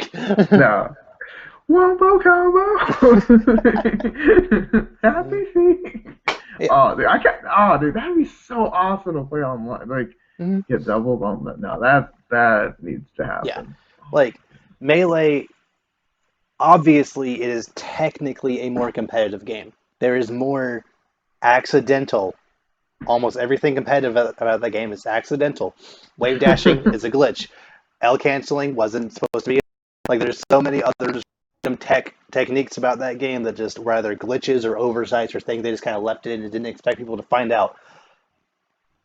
But because the Melee community is so freaking hardcore, they just ate that game alive and just like took out its source code and just like found every little piece of like random new tech that they could like use.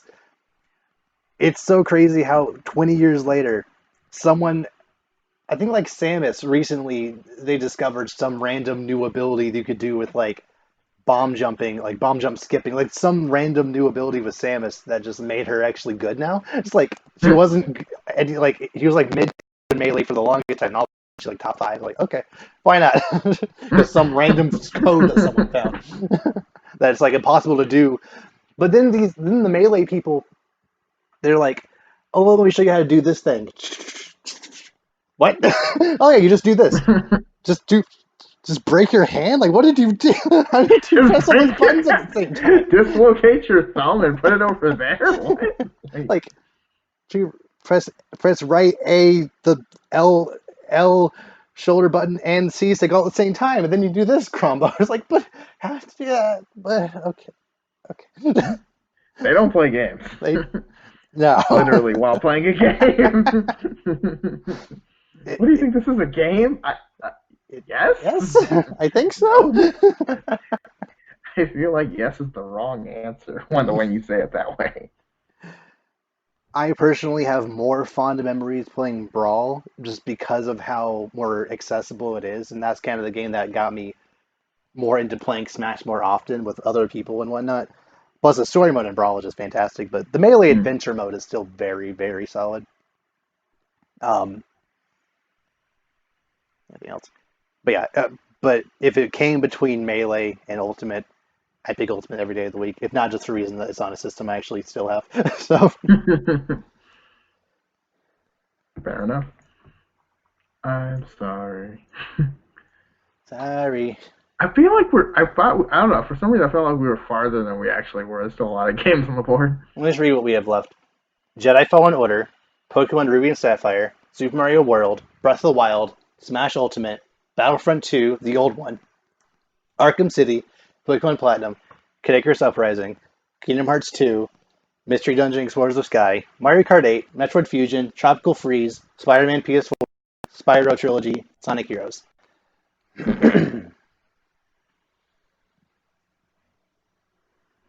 All right, what's next? Spyro? Oh, You have two saves if you want to use I it. know. I don't know if I. Well, I mean, then Kingdom Hearts, what else are you going to use it on? that's what I was thinking. I was like, yeah. I'm like, oh, at this point, I'll use one. I need Okay, to just to be competitive. I love Spyro. Should I talk about it now or later? now. Okay, I love Spyro. Like Spyro's like my. It was always like Spyro and Crash are by the same people. So like Mm, my brother always played the Crash games. I kind of watched him, but Spyro was kind of our game. mm. But like Like I remember playing Spyro all the time, and just like it's just a fun game because every world is so different, Hmm. and it's really smart. Like it's a very simple story, but they do a very good job of making no level feel the same. There's like 50 levels a game almost, maybe Mm. not that many, but I mean, the trilogy there might be. yeah, like between all three games, there's like probably like 50 to 70 levels probably. Hmm. Like there's a good number between all three games, and no two really feel alike. You know, Yeah. even the ones that are supposed to be like continuations don't even feel that much alike. And Hmm. I really like how in the third one, especially, there's at parts where you can play with other characters, which is really fun because they're some of them especially like I know the kangaroo is really fun to play with, and also Right. Sergeant Bird is awesome. You can just shoot everything. You don't have to care about anything. Yeah. And Yeah. they're homing missiles too, so you can just sit there, blow everything up in every room you walk into, and then just walk through. Uh-huh. And like, I really like it because like, it's a there. I love this like they're like the main objective is to get to the end of every level and you get either an egg or find a dragon or whatever you're supposed to Mm. do for that game. But I love how much spread out everything is. Like no level you just walk through and find everything. You have to like go through, comb through every level to get gems, to find hidden things, hidden levels, hidden everything, and it's Mm. so much fun because it's you think you'll be in a level for 5 minutes, but you'll end up being in there for an hour. Mm. And then you finally find everything, and then you accidentally fall off, and then all the enemies are back, and you're like, crap! Yep. But no, it's a really fun game. I love Spyro. I was so happy the trilogy came out, and it looks so good, especially with Mm. the old one. The only thing I don't like is some of the voice. I mean, obviously the voices, some of them have been changed because you know Yeah. it's Tom been Kenny 20 still voices years. Spyro, so there's that. Yeah, but I mean, they still got Spyro, which is great. But like they said, I mean, 20 years. It think some things change. Like I think we talked about it earlier. It's like this one level with a very specific chant that sounds very different, Yeah. and it makes me mad. And I'm Like not the only most one of the who sound knows. effects are the same. There's one, your favorite one is not. It's just annoying. Yes, the idle chant is wrong, and I don't know. And see, it's an intentional chant. You know they did it on purpose because maybe it was offensive or something. I don't know, which I don't really know who that would offend. But again, I mean, whatever. But yeah, but like all the other sound effects are the same, and like the super cringy levels are still super cringy and painful, and you're like, oh, do I have to? And like that's the last one you're like, oh, I have I to. have to. And Yep. but you like doing it, and it's so much fun, and some of these levels are so cool. Like, and there's also it's just a fun game. I love Spyro. It's Mm. great. Yeah. Had to do it. Okay. Oh man. Your turn. Okay. Oh man. What? What would be the least hurtful thing to do? Hmm.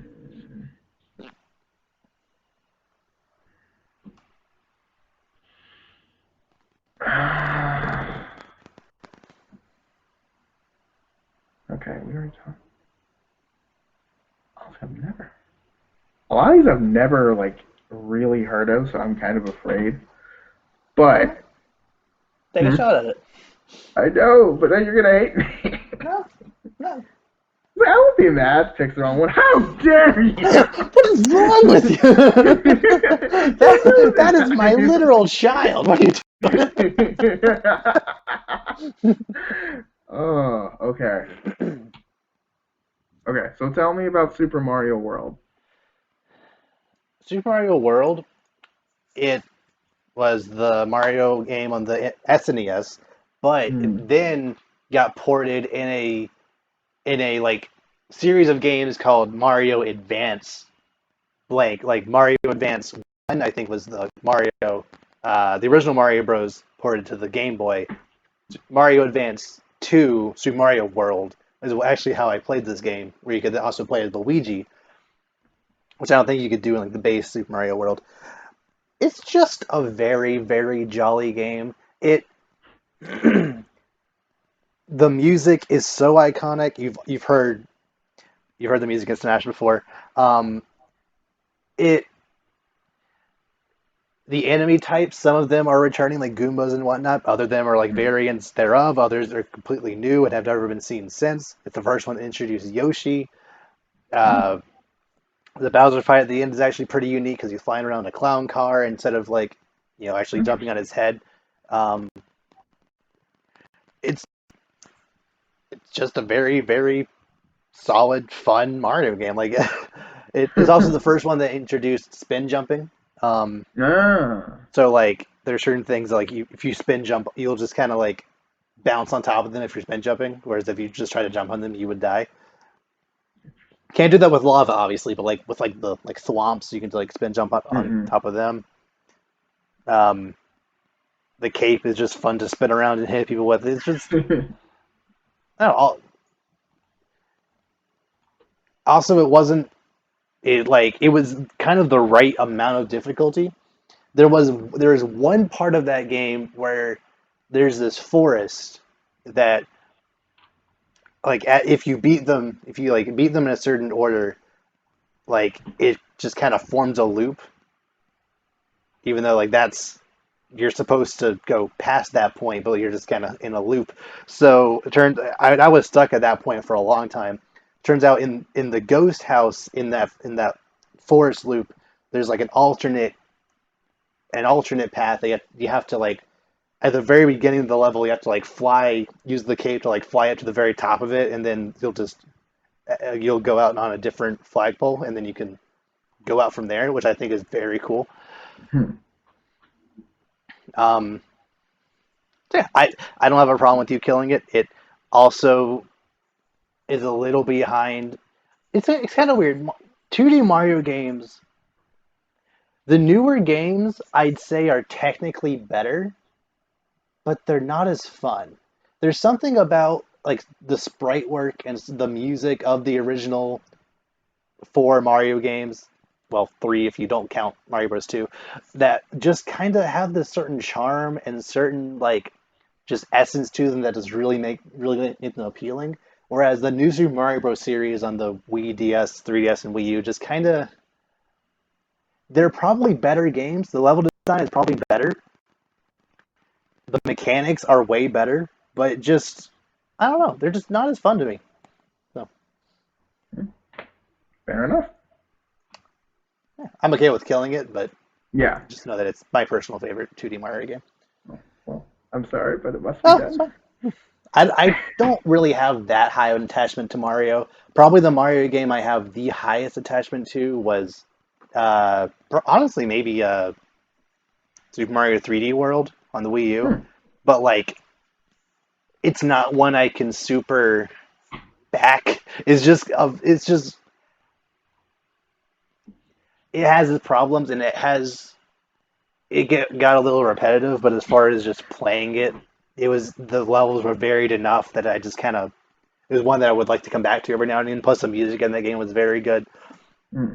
The Galaxy games I like. They're just there's something off to them about me personally, even though I know people adore those games. There's just something about them that doesn't quite appeal to me. Mario 64 is obviously fantastic, but I just hadn't really played it that much. The Mario Odyssey is very, very good, but I just don't really want to go back to it. I got like 700 stars out of like 999. I'm just like, I'm good. I don't need to play this ever again. I'm okay with that's a C. Like I'm okay with that. Yeah. But yeah, you're Cool. my turn. My turn. Yeah. Yep. Spider-Man. Ooh. Aww. Spider-Man. Okay. Okay. I'll give it to you. But man, that one hurts. That's a good one though. Yeah, I know. I've played it, or some of it. I will say though, Mm-hmm. the like sneaking Mary Jane missions alone are enough that like it cripples the replay value for Mm-hmm. me. And that sucks because it's so fun and the story's really good. Like, I mean, the story's so good they made a comic book series about it. They're making Right. comic books about it now. Like, it's very good, but at the same time, like these stealth missions, which they just kind of feel like they're robbing you of the game because you just want to get back to the, because you just feel so, helpless thing with walking around, hope they don't spot me, all this stuff. And then like with Spider-Man, their stealth is an option. You're that good. Like Yeah. you're just like, you could be stealthy, but you really don't have to. But I love the concept. I love how open the game is. I wish there was a little more to do just in free roam. I kind of just feel like you just kind of swing around. And there's like until you beat the game, there's only a limited amount of random like crimes going on, which I think is a little lame. Because like if you're like me and you beat all the crimes you hear, after like 5, you're done for that section. Yeah. But it's really good. The combat is so much fun. There's so many options. I love that there's like so many web gadgets to use. That it's not just web balls and web pirate. There's drones, there's web grenades, there's concussion grenades, electric web, there's everything you need. Iron Spider. Yeah, exactly. Iron Spider arms. I like how it gave you so many suits, and they weren't like, you had to buy them or anything. You kind of just got them all, which was great. Because, they added them on even after the game was done. They got, like, the Raimi suit. They added the Too Far From Home suits. They had a Future Foundation suit. Like, they have all these great, which is my favorite suit, by the way. And they've got all these suits, and just, like, it's a great game, a great story. The boss battles are weak, I will say. I heard the Taskmaster one is surprisingly kind of meh, right? Yeah, which is disappointing because you feel like Taskmaster this whole. You should be like this you feel like game's it's gonna be this whole like origins. He's kind of not. Yeah, like it feels like it's gonna be this awesome fight, but really every boss fight in this game is web them up and then attack them. Yep. Every single one of them is just like that, and it's really annoying because after like the third boss fight, you catch on to it, and then you're really annoyed. So that kind of stinks. I feel like the boss in the next game, they should make the bosses a lot more strategy-based. Because, and like, it's fine, but it's kind of just annoying in that regard. But other than that, the game's very satisfying. You do feel like Spider-Man, especially when you have to, when you have to just, like, run up buildings and swing. And I wish, like, quick time events were less, because it feels like everything really awesome is kind of a quick time event, which isn't awesome. You don't really feel like you're doing it as much as watching it, but it's still cool. It's kind of just a thing with modern games, really. It's just kind of even the Arkham games back in 09, 11, whatever. It kind of had some of those. Yeah, that's true. It is really good though, and it's a bit like it makes me very excited for the sequel because I feel like they're gonna listen to what the fans liked, add more of it, and what they didn't like, add less of it. Hopefully. Go from there. Did it kind of take you out of it any at all, seeing that the entire Sinister Six was there, but Norman Osborn was still Norman Osborn and not the Green Goblin yet? Yes, but they do a good job of like very obviously setting that up for the next game, so it doesn't feel wasted. Yeah, but he's in his he's what, like 25, Spider-Man. Yeah. And obviously, it's an adaptation, whatever, but I feel like there are certain villains that just don't make sense to come before his main rival. Yeah, that's true. That's true. It makes sense. And the Green Goblin's like a personal favorite of mine, especially. Like probably my favorite, probably next to Magneto, probably my favorite Marvel villain. Yeah. But like, just really, I think they do a very good job of like starting out. Like the villain is a very good, because the main villain like changes like halfway through most of the game, about halfway it's Mr. Negative, who's like a lesser known guy, but his story is very good. He has a very good job of selling it, getting other villains involved. And then you have Dr. Ock, who starts out as just Octavius. You actually work for him. Spoilers if you haven't played or seen the game. You actually work for him. You see him progress into frustration, which turns into madness, which turns into trying to kill you. And fear led to anger, anger led to hate, hate led to suffering. Yeah, exactly.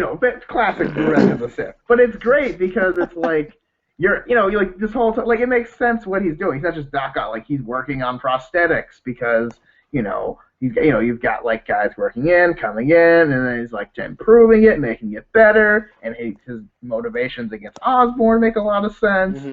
And then he's not stupid. He actually finds out you're Spider-Man, which is crazy. And like, it's really good. It's really smart. I don't like playing as MJ, but I like MJ's character. She's not just damsel. She actually helps move the story along, which I think is very good for characters in general.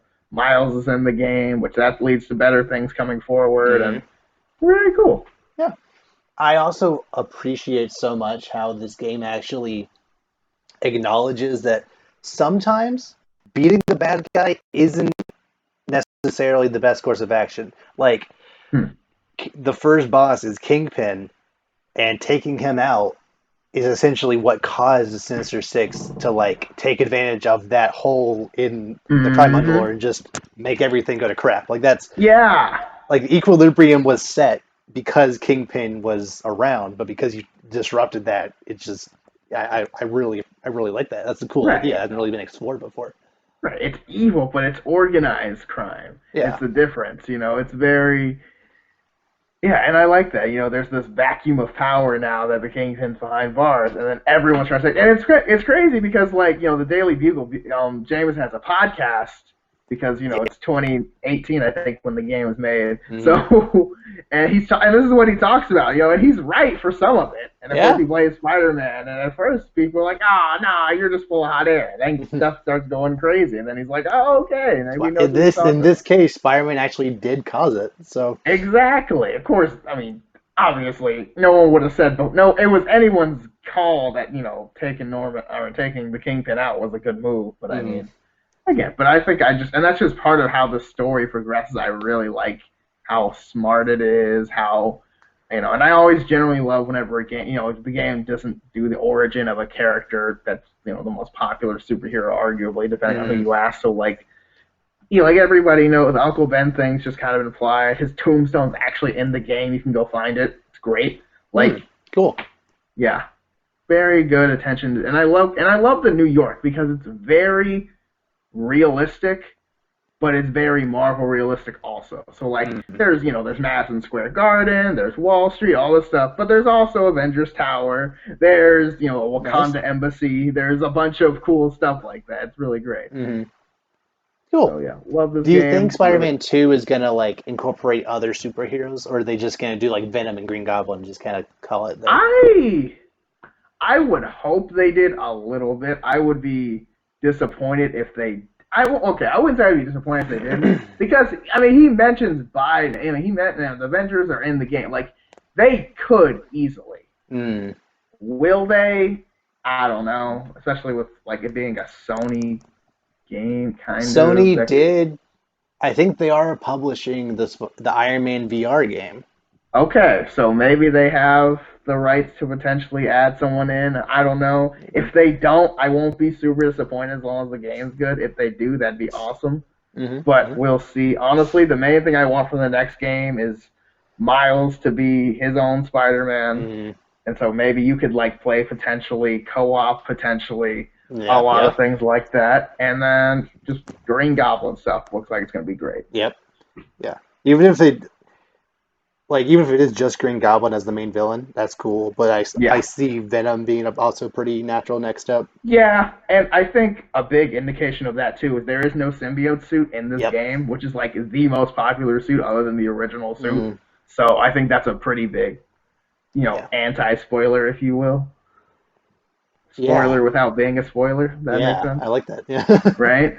Because like there's a lot of other black suits, but they're not the black suit Spider-Man. Exactly. There's every Spider-Man suit you ever heard of, and 5 you haven't heard of. But there's only not 5. Okay. Yeah, I mean the iconic, most iconic, not regular Spider-Man suit. Oh yeah, Spider-Punk, so iconic. Yeah, exactly. Yeah. I mean, we don't have the symbiote suit, but we have like Amazing Bagman, I think it is, something like that. Right. It's literally, I mean, there's literally one where he's just in his boxers and a mask on. Like, just you know what I'm saying? Like, why not? No one forgot the symbiote suit. There's a reason it's not there. Yeah. So I think that pretty much gives it away, in my opinion. Okay. But you are okay with killing it off now? Yeah, you go right out. Okay. I love it, but replay value is not where it should be for me Mm. personally. Your turn. Okay. Man. All right, let's see what's over here that I can get rid of. Don't be afraid to hurt my feelings. Just we're at that point. I, but I know, but I I still have am. two. I still have two saves. I know this is true. This is true. Okay.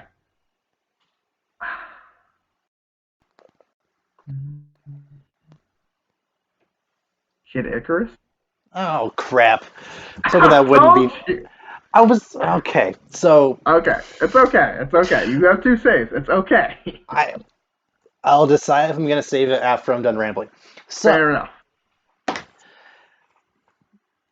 Masahiro Sakurai is a legend in video gaming. He started out at HAL Laboratory making Kirby games. Maybe he did a couple of stuff before that, but like that was like his first big break, making Kirby. And then he, with HAL Labs, kind of worked on a couple other Nintendo games up to the point where made the original Smash Bros. And then kind of a lot of Smash stuff from there. So obviously Smash Bros. Is like my second favorite franchise of all time. Then between Smash Brawl and Smash 4, Sakurai decided, I don't want to make a new Smash game yet. A new console isn't coming out for another few years, so I'm going to make just a new game just because I'm bored, I guess, because he works himself too hard. So he decided, hey, in Brawl, I chose Pit as like this game's retro character. I really liked him. I liked his personality. I grew up playing uh, the original Kid Icarus on the NES. So how about I take this guy and just kind of make a sequel to that 25-year-old game with my own spin on it, and it's fantastic. Like the voice, all the voice actors are fantastic. The humor, like Pitt's interaction with Palutena, with Viridi, who's like this plant goddess person, with like all these other random side characters, like one, like villain of the chapter type characters. Like they're just so. Every single character has so much passion and so much like effort put into it. It could have easily every single one of these characters easily could have been the brooding villain, and like they're just kind of not, and it's amazing. And he this game has so much effort put into it to the point where like spoilers if you haven't played this 9-year-old game. Um, uh, so in the original game back in '86, I think the main villain was Medusa. So in this game, like for Pit coming back, was Medusa wrote like was revived, so he has to like take down. In order to get to her, he has to take down people like essentially this version's uh, uh, Cerberus in the Twin Bellows, Ooh. the Hydra. Like there are these different Mm-hmm. kind of like characters from Greek mythology and whatnot. They has to take out along the way to then defeat Medusa. Okay. So he takes out Medusa, and like it's a very very standard story. Like at one point, like you think you're not strong enough, so you have to go like take out these space pirates to get these like three great sacred treasures, so then you can be powerful enough to take her out. Then you do that, and like you defeat her, and the credits start rolling. The credits are rolling. You're like, oh, that was a 10 chapter game on the 3DS. Like it was solid 10 hours. You Okay. know, there's some other like side stuff and like an online mode and other like mini games and stuff you can do. So like pretty decent experience. Okay. And then as the credits are going, this hand just like rips through it, and Hades comes out of nowhere. What? Hades, like this guy is Hades is just the most just flamboyant, just like insane character that just I he just has this presence to him that just you don't expect. He's kind of like Hades from the Hercules from the Disney Hercules movie, but like Mm-hmm. stepped up to 11. Okay. And he's still intimidating, but just like his interaction with Palutena and Pit is so casual, but at the same time, like it's he's only that casual because he doesn't feel like killing you yet. Now it's not the time. Yeah, and so like you then have to fight like other people from hell like as you're going, and then kind of as you're going through the story, there are a couple of points where like Sakurai kind of went a little overboard, where like randomly, Viridi, who's the plant queen or plant goddess person, there's like a 3 chapter arc of fighting her off, and then after you like take out her like highest ranking person, she then kind of joins your team reluctantly, and then there's this other arc where like Pick kind of dies, but not really. But then, like, as when he comes back, like, Olympus has been taken over, so you have to then deal with that. And then these aliens invade, and it's Good just gracious. a lot. It gets a little bloated. I think it's 25 chapters overall. It gets a Good little gracious. bloated by the end, especially since the the aliens, all of the enemy types the aliens throw at you are essentially just reskinned versions of either the plant or the hell Uh, enemies, which I think thematically makes sense because they're, well, maybe they like copied them to make you understand what they were. I don't know. It was just a little by like chapter 20, by like chapter like 19, 20. By the time you finish fighting the aliens, you just kind of want to get back to fighting more like new things. And after that mm-hmm. point, it then like the last 5 chapters are you like really focusing on how to take on Hades. Okay. And then when you take on Hades, right before you, I think 2 levels before you finally take on Hades, you try to fight him again with the Great Sacred Treasures, but you just get wiped. Like you cannot kill him. It's one of those bosses you can't kill, and he Right. destroys the treasures and eats you. You have to fight your way out of that. Oh my god. So then Palutena is like, you know what? I think there's actually this other weapon that you could get. So then you go to this like blacksmith guy. You have to go through this whole like trial with him, and you get like this huge mech because why not? In this giant robot, and like then you fight Hades in the giant robot. Although you're still like an eighth of his Giant size, robot. because sure. And like as Hades has different phases, your robot has different phases, and it's insane. Um, so not only is the story insane, the combat is also very, very interesting. So in every single level, pretty much, there's a both flying section and a ground section. The flying section is more like a Star Fox on rail shooter type thing, mm. where like you can shoot stuff, if stuff gets too close, you can kind of hit them with your weapon. When you're on the ground, it's kind of over the shoulder, like run and gun type thing. The controls can be a little janky at times if you don't get used to them. Like essentially, I wish I had 3DS with me, but whatever. Um, you kind of have to like have your hand in a very very particular way to like move and hit the shoot button and also aim with the stylus. Like there's like a little reticle in the Good bottom screen that gracious. kind of, because the 3DS doesn't have a C stick, doesn't have like any kind of other like right Right. aiming stick, so you have to like control with the stylus, and it's actually way more intuitive than most reviewers tried to make it out to be. Most reviewers just didn't even try. They got to the first level and just gave up because, of course, they did. Because if you can't just run and gun and shoot by just pressing 2 buttons, why even bother playing? Probably. Oh. Uh, so, like once you get used to it, you can actually like it's actually like almost like a mouse on a first person shooter, but like not quite as intuitive. But like it's doing the best it can with the hardware it was given, which is why there needs to be a switch port or something so you can actually use the a joystick, but whatever. So not only is the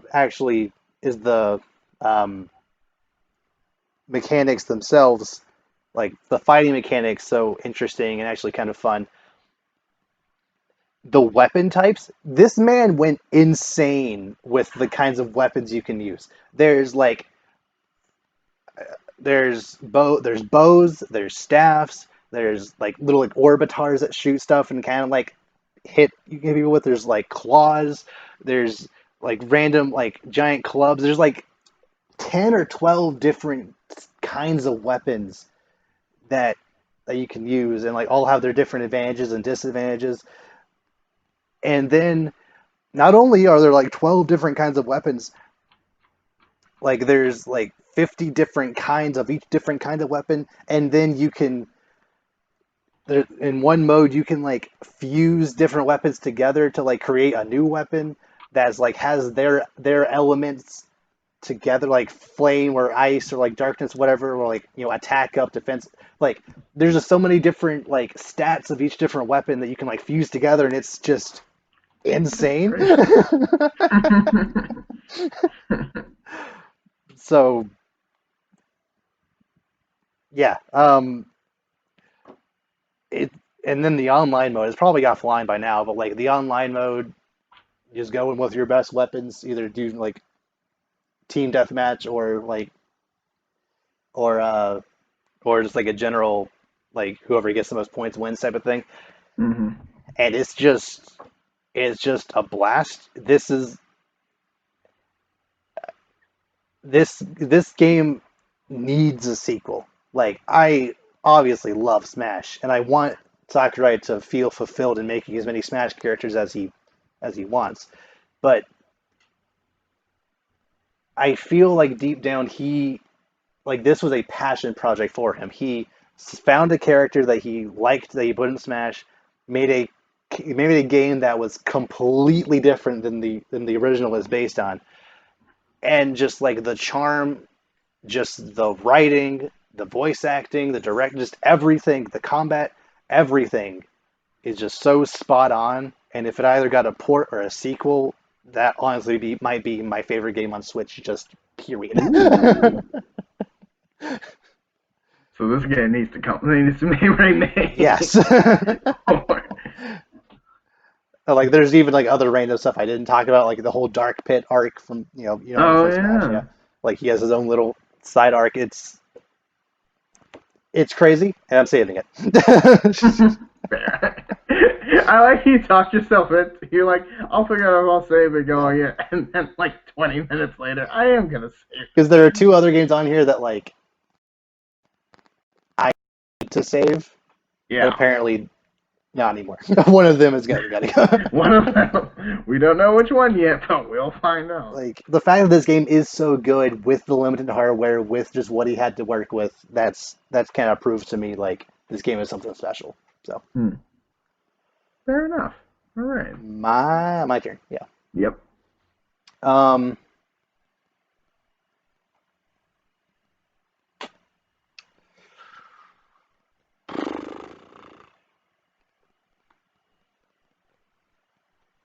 I hmm.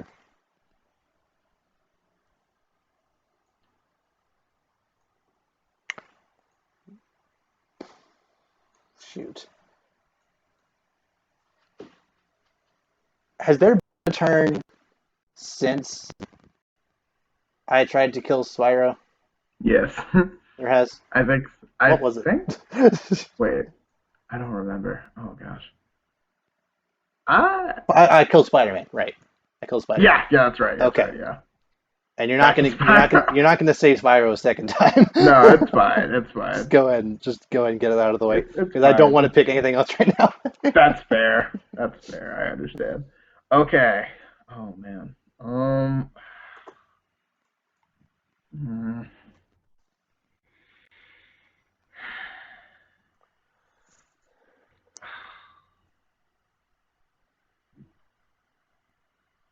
I don't know what to pick. Oh.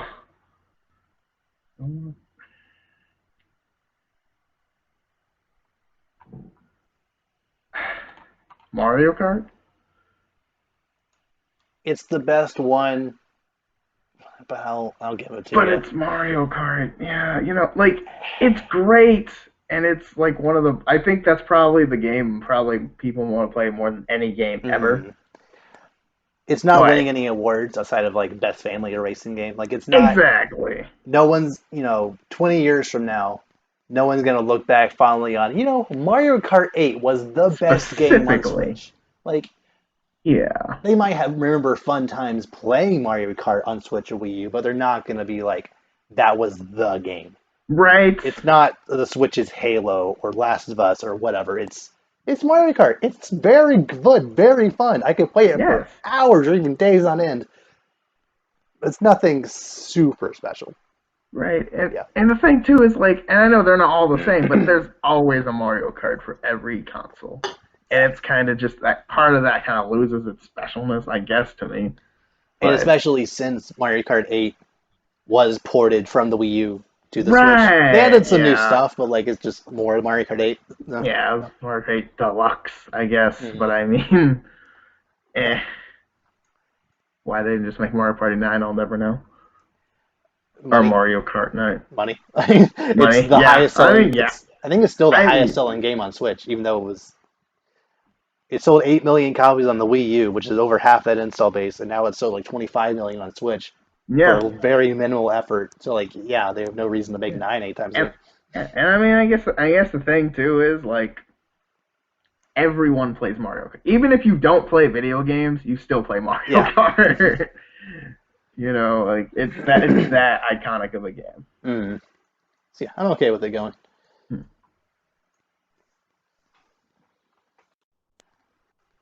I am going to go ahead and kill Donkey Kong Tropical Freeze. Okay. So it's not my favorite platformer of all time. I think Donkey Kong games are very solid. I think the story is very basic, but that's fine. It's a Nintendo platformer. You don't expect much out of the story. Mm-hmm. But mechanically speaking, Donkey Kong Tropical Freeze is the best platformer ever made. Period. Really? The environments are so creative. The it, every single platform in this game, every single thing you jump on has context as to why it's just floating there. It's either like stuck to like a vine swinging or like something that's like in the background that's kind of protruding into the foreground or like it's riding on top of an enemy. Like it every single level is so creative. It puts new Mario games to shame.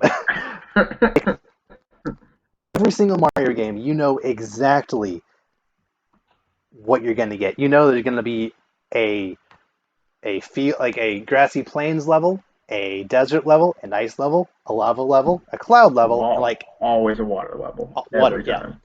Ugh, and even still the then, worst. even in like the cloud or the ice level, there's still sometimes a random water level or a random grassy plains level or random rocky level that just looks like something you found in the previous world. Rather than Donkey Kong, even in the first world, the first three levels feel very different and just look visually distinct. And this is aided by the fact that you have three different playable helper characters and Diddy Kong, Dixie Kong, and Cranky Kong. They all have their different advantages. Although Dixie Kong is just the best because she has like a little. Whereas Diddy Kong, you can kind of, when he's on your back, you kind of like glide at the same level. Dixie Kong kind of like makes you go up a little bit and then glide. So like if you Mm. have the option, you just let's always pick Dixie. And then Cranky Kong can let you go past like spiky terrain or like bounce on enemies, get height. So they all have their different play styles, and that's just very it's very engaging. The villains, they're just ice, like walruses or like polar bears. They're just kind of generic ice-based villains, but like they're still creative and fun to fight. Um, and yeah, it's also pretty hard, but not like so hard that you feel, oh, why did the game do that to me? Whenever you lose, it's more often than not just kind of your fault. Either you misjumped or like you didn't judge something right. It's not something Mm-hmm. the game like not like old school Castlevanias or old like Ninja Gaidens where like Oh, Medusa head dead. Oh, bird dead. Like the level doesn't just like throw something random at you that you literally can't dodge. It's very fair and just very fun, but yeah, it's not. I don't have a super strong attachment to it, but I acknowledge its phenomenalness. So, Excellent. Okay, cool. Okay, my turn. yep. And Fallen Order, I think is gonna be my next pick. Okay. I am yeah, I haven't got that far into this game. I'm Mm, still on like the first level. From what I've experienced, both from what I've seen and mm, from what I've actually played, it's pretty awesome. yeah. You're a Jedi. Like it's great. You can I mean, you start out the game, you already have a lightsaber, you can use the force, you can jump. It's great. The tutorial's very fun. Like the Mm, tutorial's not just okay, jump up here. It's very much like okay, so this is how you climb so you don't die. Like it's very like I like how it's simple, but it rewards you for timing and stuff. mm, Like there's a very distinct difference between blocking and parrying, just like in real life, if yeah. sword fighting or whatever. And like it's very entertaining. The story seems very good so far, although I haven't got through a lot of it, but I've watched the game and like I've seen a lot of it. It's very interesting. The main character's a little bland, A but I little. mean, I think that's kind of yeah, okay. Considering Very Star Wars is just another white human. This is true. Like I we've had think that that's before. I know, and we've talked about like have we really? I haven't noticed, but no, I think that's kind of they're trying to do the thing to make them more that you can put your own personal self in the character's shoes. That's why they make him so bland. But Okay. like we talked about, maybe they'll add a custom make a character would be awesome. Hmm. Whether or not they'll actually do that, who knows? But that would be great. And I like how there's lightsaber customization. Hmm. Although it's very limited customization in terms of like what you can wear because it's kind of just different ponchos. It's not like you can change I your think by entire the end of the outfit. game you can have there's more customization, I think. Okay, that's what I hear, but like I don't. I've talked to some people and they're like, yeah, it's kind of basic customer. You can kind of change the ship, but you don't really see the ship that Mm, much. Your lightsaber can be customized. I like how you can change colors. You can mm, change that. You eventually can make your lightsaber a double lightsaber, which is very mm. satisfying. Either dual blade or dual And wield, yeah, which is that's also cool. great. But I guess maybe partially because I haven't finished it, maybe partially just because like it's. Did he freeze on me? There, Hmm. Oh, we good? there it is. Wait, Yeah. we're back. Yeah. Oh, we were back. So close. Right. So wait. Oh, oh, No. Ah. are we? Oh, come on. I can see and hear you just fine. Um, Wait, really? Yeah. That whole time?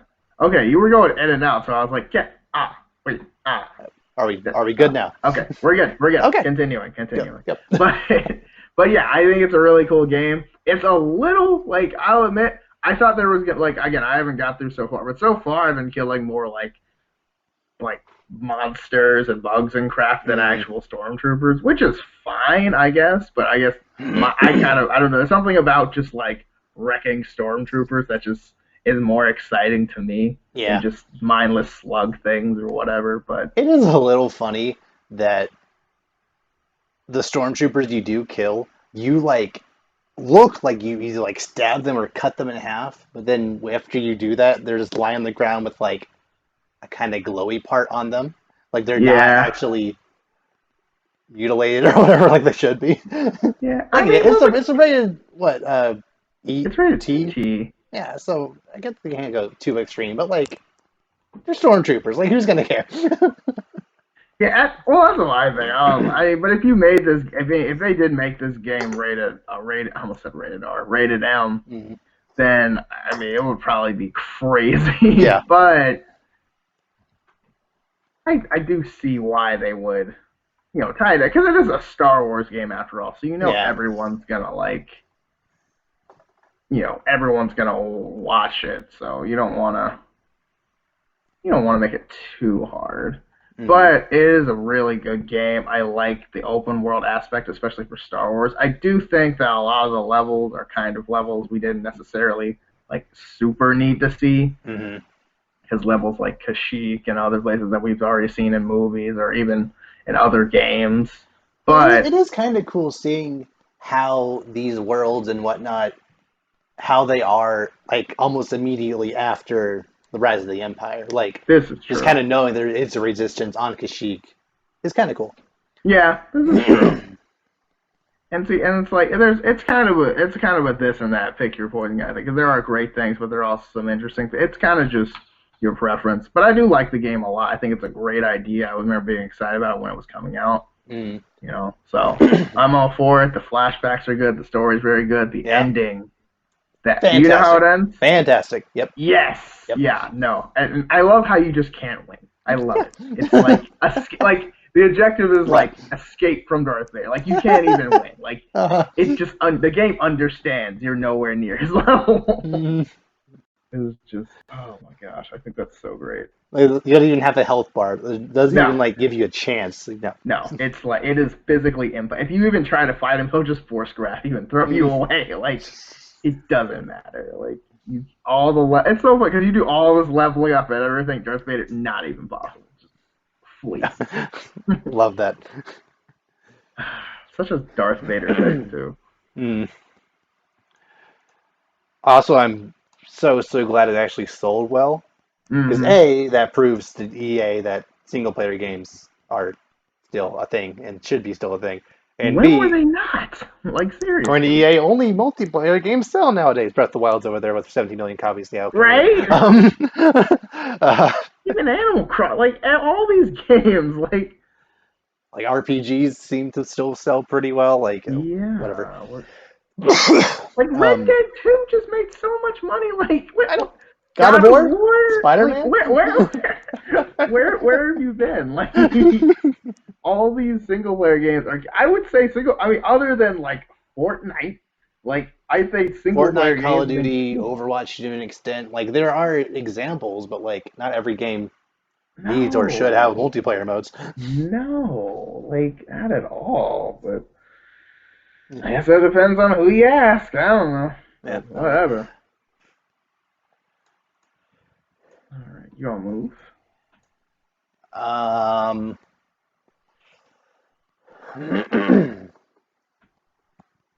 If I don't kill Kingdom Hearts now, then I at least attempt to kill Kingdom Hearts now. I would literally be killing some of my favorite games of all time. Not that I, don't appreciate Kingdom Hearts, but like I It's haven't not played it. your game. I understand that. Do you want to save it? Of course I do. Okay. I have to. Like, I mean, that is. I mean, this game. I've literally put 99 hours and 59 minutes in this game 3 times. Not exaggerating. Like, and this is my favorite video game. This is like, I mean, I love this game. I love everything about this game. I like how it takes everything from the first game, expands upon it. It's a little more linear than the first game, Mm, but I think a lot of times the first game you kind of just guessed where you were going and just figured it out. This game you have more of an idea, which I like. There's way more, there's way more options, and you're like, there's more to do than just fire magic and hit people. Like mm, the summons are better. There's drive forms, which are super cool, and like having multiple keyblades, they have different abilities that come with it, and like it's very cool. Limits are way better. Like it's a great game, especially in Final Mix when they add a whole new area after you beat the game, which is right. very much needed. And they have the end. They have all the bosses, all 13 of the bosses come back, and they're like super OP broken forms. When you get like level 99, you can still get like two shot in Hmm.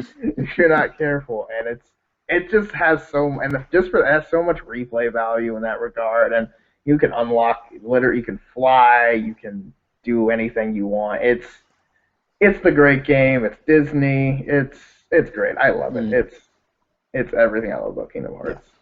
But I I can't. I'm sorry. Oh, I understand. Yeah, like I said, it's your favorite game of all time. So Yeah. Oh man. Okay. I feel like there's nothing on here that you would be like, why would you do that? So let's see. Okay.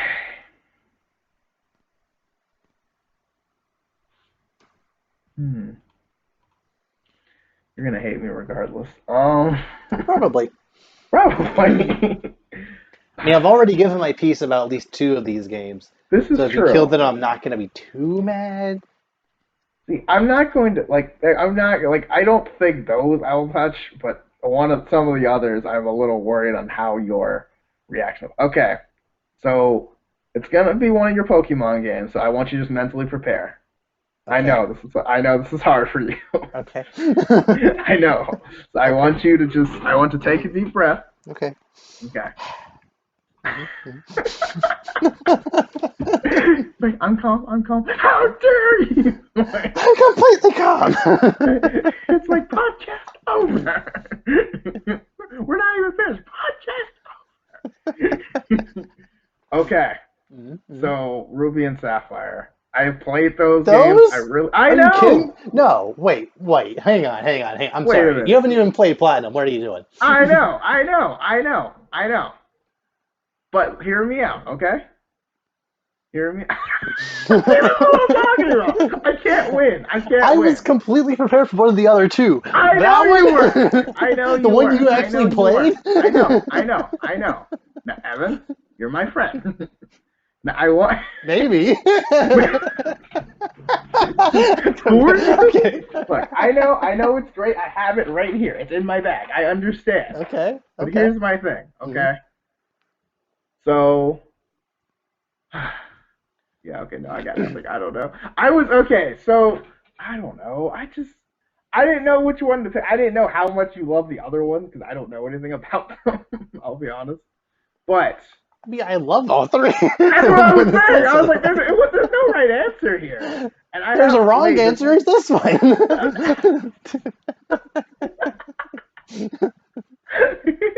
Fair enough. No, I don't know. Okay. So I have Sapphire in my room. I was playing that one. I was doing pretty well.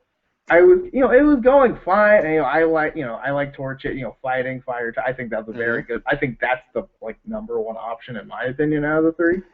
Oh, Which in this game in particular, Swampert is the best. You can literally wipe the entire game with water ground.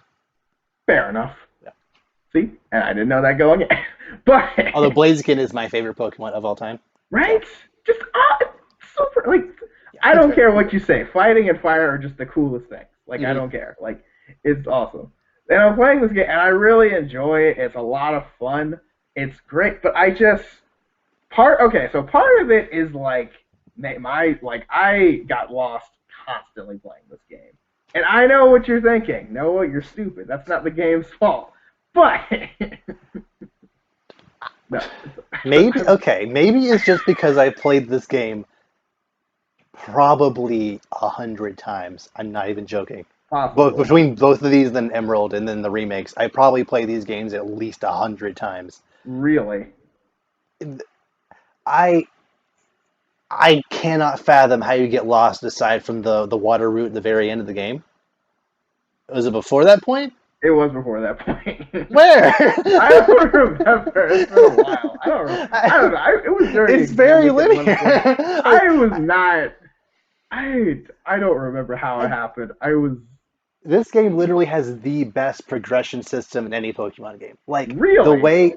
the way it's set up essentially like I just love how essentially the game is like two loops. Like you get a like you You hate me so much. hang on.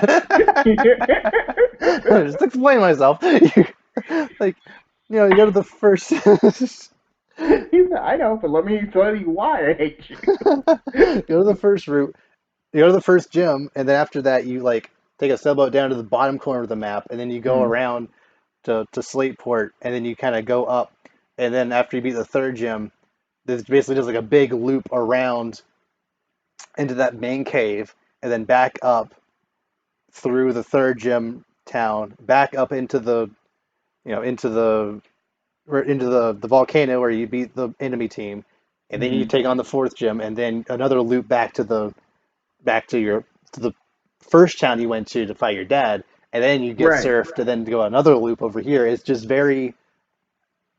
very satisfying. Like Maybe I I am just all for purposeful and meaningful backtracking.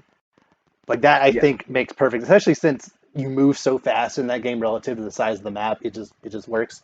But Okay. I don't know. Maybe I got. Maybe I think maybe when I was supposed to go backtrack and go on the other loop, I got backtracked into the where I first started and mm, kept running people already dead. So maybe that's what I ran maybe into because I know I beat my dad.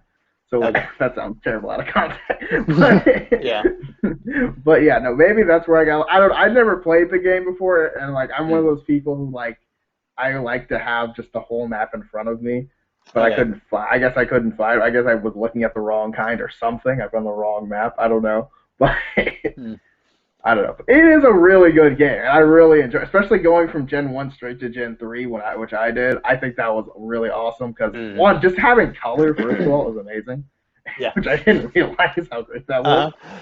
But So literally every single aspect about this Pokemon game, aside from kind of the characters, even then again, nostalgia speaks very loud there. I I think is some of the, if not the best in the franchise. Pokemon designs, literally like 10 of my top 20 favorite Pokemon come from this generation. The nice. music is god tier. All of Pokemon is fantastic, but like this game in particular, again, maybe it's nostalgia, but like the way they incorporate the like all the different instruments, they make every single route sound completely unique and distinct. Mm, Um, just the Pokemon, like not only are the design's fantastic, the sprite work of both the overworld and in game, like is just so unique and so cool. I feel um, the town the towns feel both very big and small at the same time. Like there's a lot to do in each individual town, but like they're not so big that you would like you get lost. Like there's a bunch of just random houses everywhere, like there is in mm, Gen 1. To be honestly, like Saffron City, there's like 15 different houses you can go into. Only two of them just matter. yeah. um, the villain teams are so ridiculous. Like their plan makes no sense, and they acknowledge it. I think all the gym leaders. There's two gym leader teams in that game that I feel don't work. Watson, the third gym, the electric guy. Hmm. Magnemite, Voltorb, Magneton. Are you kidding me? Not a single Gen 3 Pokemon, and then two from the same line, even though there's other electric types like Yep. Pikachu or a Manectric or whatever, but whatever. And there's one other I can't think of right. Oh, Norman, your dad has Slacking, Vigoroth Slacking. Even though there's so many other cool normal types in that game, whatever. And also just like the this game I feel has the right amount of challenge where every single gym leader like there hasn't been a single Pokemon game since or before where every single gym leader is a unique challenge. Every single gym leader is on the right level and has the right stats, has the right Pokemon to be a difficult challenge. Even Watson, if you don't have a ground type, his Magneton can just wall you out completely because it only has like two weaknesses, three weaknesses, and it resists a lot of other stuff. And introduction of double battles is very awesome. That is Uh, true. That is super awesome. and amped up even better in Emerald, where like in Emerald they have a mechanic where like certain battles they have two trainers facing each other, and like if you walk in between them, they both battle you, but like you can challenge them individually, so you have options there. Interesting. Yeah. The only reason I didn't put Emerald on here specifically is because there's just something about the there's just something about like just general progression that seems slightly off about Emerald compared to Ruby and Sapphire. They changed some of the gym leader teams to be better, but because they changed some of them, like they lose a bit of their charm to an extent. I can't really go into why exactly, but like just know that just the fact that they are different just kind of messes it up a little bit to me. Um, Wallace, the eighth gym leader in Ruby and Sapphire, becomes the champion. He's just kind of a weak champion, and then the person that replaces him is just another water guy, and it's just kind of meh. Um, the way they incorporate the villain teams in Emerald, they do both of them, but you fight Team Aqua more throughout the game, but you only fight the leader of Team Aqua once, whereas you fight the leader of Team Magma 3 times. It's just a little weird. Um, Also, in Ruby and Sapphire, you fight your rival a couple times throughout, and then the last time you fight them, her strongest, I say her because I always pick the guy, her strongest is on like level 34, and it's not even its highest level. Like, it's not even like an evolved form starter Pokemon, and they don't fix that in Emerald. Ooh. Like, it's still level 34 Grovyle. Like, it maybe should be a Sceptile at this point, but okay, at least they fix that in the remakes. Um, So I still love Emerald. The music is obviously still the same. The Battle Frontier at the end is like started that trend. They should have kept it around, but whatever.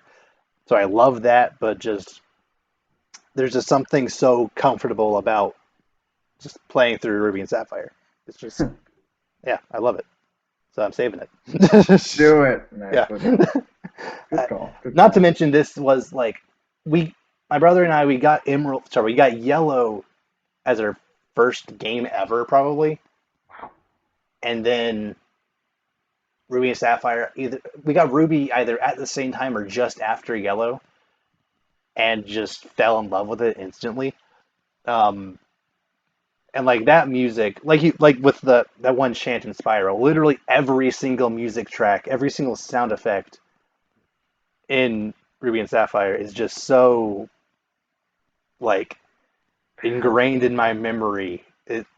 To the point where like I don't think they've done this since in Ruby Sapphire and Emerald on certain routes, like as the music is playing, certain you'll like hear certain cries from random Pokemon you can find in the wild. Like you'll like hear a Skitty cry, you'll go hear a Zigzagoon cry. It's not part of the soundtrack. Just on that route, every now and again, they'll have random cries of Pokemon that really makes it feel like this is a lived world that these Pokemon actually exist in. And I don't think they've done that since, and they really should.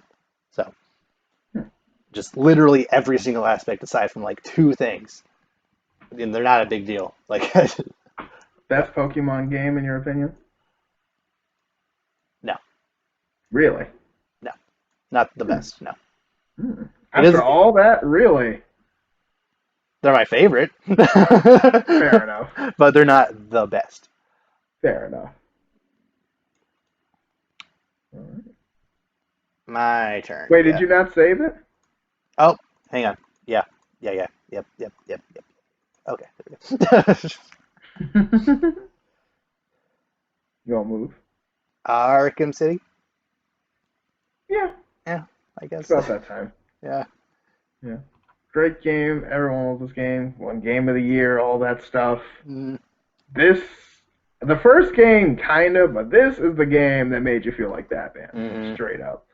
Like you, it's an open, it's finally open. You can actually go outside. Right. It's still Arkham City, but I mean, it's still pretty much Gotham City. Mm-hmm.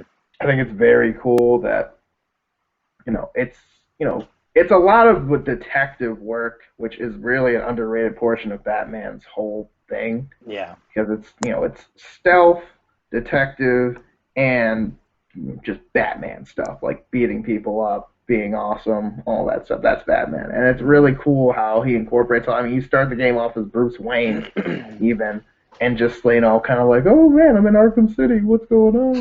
And then as soon as someone tries to hit you, you just beat the crap out of them Uh-huh. and then escape, which is awesome. And then you're just Batman because Batman can get in anywhere, and it's a good story. The Mr. Freeze fight is one of the best Boss boss fights. fights Period. period because you can't hit you have to hit him. I think it's like depending on what difficulty. I think it's like you have to hit him a certain number of times, and you literally the game makes it impossible for you to hit him the same way because it's a stealth boss fight. Uh-huh. But you have so many stealth takedowns. You have like grapple takedowns, jump takedowns, different weapons, but you can't use the same move twice because he automatically like just makes that move not effective anymore. I love And if you that. try it again, you get wrecked. I've done it Hmm. before. It's so bad. It's really awesome. It makes you like this game makes you feel smarter as you're playing it Mm. because similar to Mr. Freeze, different enemies become immune to certain things.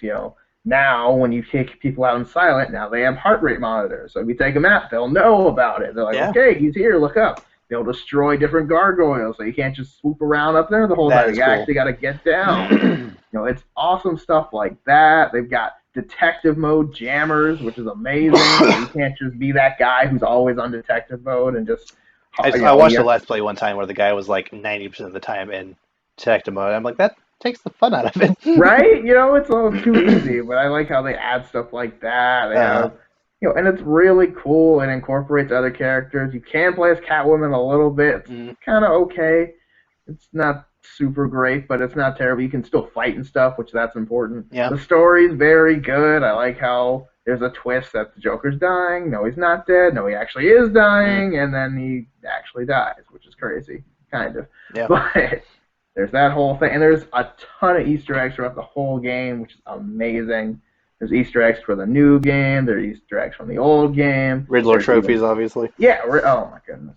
Don't even get me started. So much Riddler stuff. There's a mechanic with Calendar Man that if you play the game on certain days that your PlayStation is set up for, Right. he will say different things, and you can even get stuff depending. I think it's like New Year's, Valentine's Day, St. Patrick's Day. There's like 10 of them, and it's so and like That is stuff like amazing. that. It's so like unnecessary detailed. I think Like Calendar Man is one of the most underrated Batman villains. yes, very cool He's so dude. ridiculous. Like his power, or his like thing is that he does certain crimes based on different, different holidays.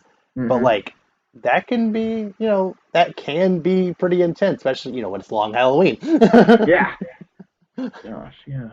And I think it's just like, and I don't know if you've seen the Harley Quinn show, but I know in the first episode, it's so funny. She's like, "You've been in here for Calendar Man 37 days, 37 days." It's like so funny. She does it like twice. It's so funny. Mm, Oh my gosh. She's like, as they're like beating up guards and stuff, 37 days. mm. Like, and I love, I just love it. The game has just about everything. Very satisfying boss fights, good story. The whole suit gets diminished as you play thing. Hmm. Like, it's a great game. You will feel like Batman in that game, and there's no clinky black Batmobile. Yeah. Also, I just love the aesthetic of like the more like leathery Batman outfit as opposed to the Arkham Knight like almost robot looking suit. It just kind Yeah, of kind of takes it away Iron of, Man. which is cool. I'm never gonna say no to more robots in my life, but like it kind of takes away from him just being Batman. Like he has a suit now that's just kind of does everything for him theoretically, and just kind of yeah. At what point is he more, you know, cyborg-ish, Yeah. Iron Man-ish than just Batman? Hmm. This is true, but it does look pretty awesome, and then it makes sense when he jumps. He like basically teleports across the Yeah. room to punch somebody in the face. Hmm. But definitely cool, and yeah, just a well-written game. I think that one's probably just the best one overall by a good margin. Mm.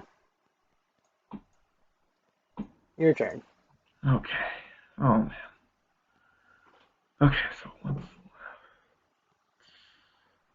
I don't think there's a game on here I could take off without you yelling at me. Oh man. We're at that point. Just go for it. It's fine. It's fine. Okay. All right. So I have personally never played a Sonic game, so I'll Okay. take Sonic Heroes. Tell me about this game though. So this game, I think, was like the first. Let me think. I think it was the first non-Pokemon or Smash game that I ever actually owned. I don't think I think when I got my GameCube in 2004 or 5, whenever it was, I think we got it with Pokemon XD Gale of Darkness and Sonic Heroes. According to a lot of people who are huge Sonic fans, although Sonic fans hate every game in the franchise, it isn't two, or Adventure, even though Adventure isn't great. According to everyone who loves Sonic, they hate this one because it's too different. You don't really feel speed, but like as a game, I think it is very, very solid. Every single So this game is essentially split into four separate parts, where there's four different teams of three, where you have the Sonic, Knuckles, Tails team, the like villain anti-hero team, the Amy Rose Cream Big team that's more like kind of like easy mode, and then the Chaotix team, which is just essentially a completely different game. Like you still play through the same levels, but there's a different objective as opposed to the other three, where it's just go through the level to the end. Whereas in the Chaotix team, it's like get a certain number of coins, collect these things throughout the level, beat these certain number of enemies. Like there are uh, different rules for how to win. I think that's very cool. And then Sonic is like the base, like how kind of the main Sonic game, and then Team Dark is kind of the hard mode. And I think that's splitting that up. I think is a very good idea. And each team has a speed character, a flying character, and a like strength character.